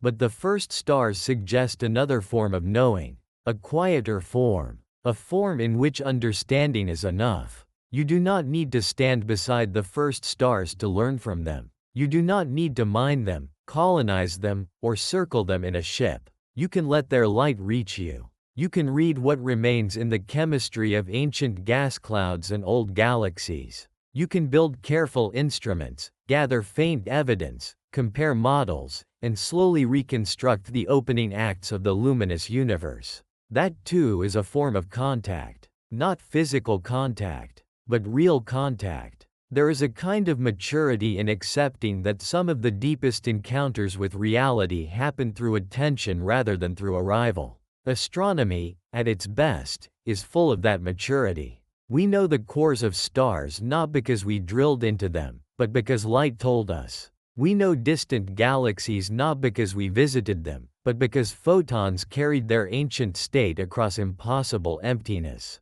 We know the early universe not because anyone stood there, but because the universe was kind enough, or perhaps simply lawful enough, to let its old signals survive. So when the first stars teach us about our limits, they are not only teaching us that we are small, They are teaching us what kind of beings we may have to become if we want to be wise as well as ambitious. Wise beings do not only ask, "How do we get there?" They also ask, "What can be learned from the fact that we cannot?" That second question is rarer, and in some ways deeper. Because limits reveal structure. They show you what sort of universe you are in. A bird learns about air by flying. A fish learns about water by swimming. And a thinking species learns about the architecture of the cosmos by discovering where its dreams begin to strain against the laws of nature. The first stars are one of those strain points. They reveal that distance is not just space. It is space braided with time. They reveal that light is not just illumination. It is delayed history. They reveal that the map of the universe is not fixed. It grows. They reveal that some ancient things survive more clearly as signals than as objects. And they reveal that curiosity does not lose its value just because action reaches a boundary. In fact, curiosity often becomes purer there. There is also something else the first stars teach, something more intimate. They teach us how precious the present universe is. This may sound strange at first, because the story of the first stars seems to point away from the present and toward the far past.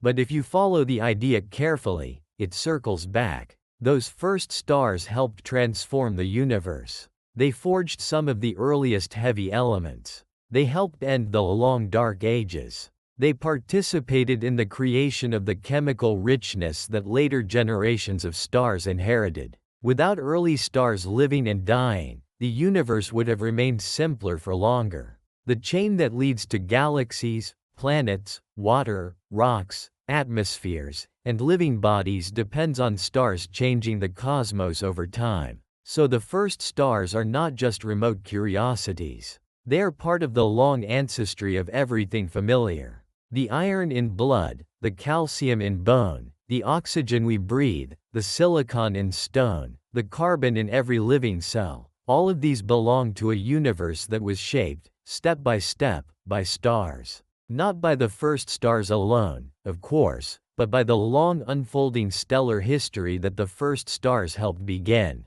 That means the question of reaching the first stars has always contained a quiet irony. We want to go back toward the beginning, but in a sense the beginning is already here in us. Not untouched, not in pure form, but transformed through countless generations of cosmic processing. The early universe is not just out there. Its consequences are inside every present thing. The first stars may be inaccessible as destinations, but their influence is intimate. It lives in the chemistry of later worlds, including this one. That thought softens the distance a little. Not literally. The distance remains overwhelming. But emotionally, it changes the shape of separation. The first stars are far away, yes. But they are not unrelated to us. They are part of the long story by which the universe became able to contain listeners, thinkers, dreamers, and the quiet rooms in which such questions are asked at night.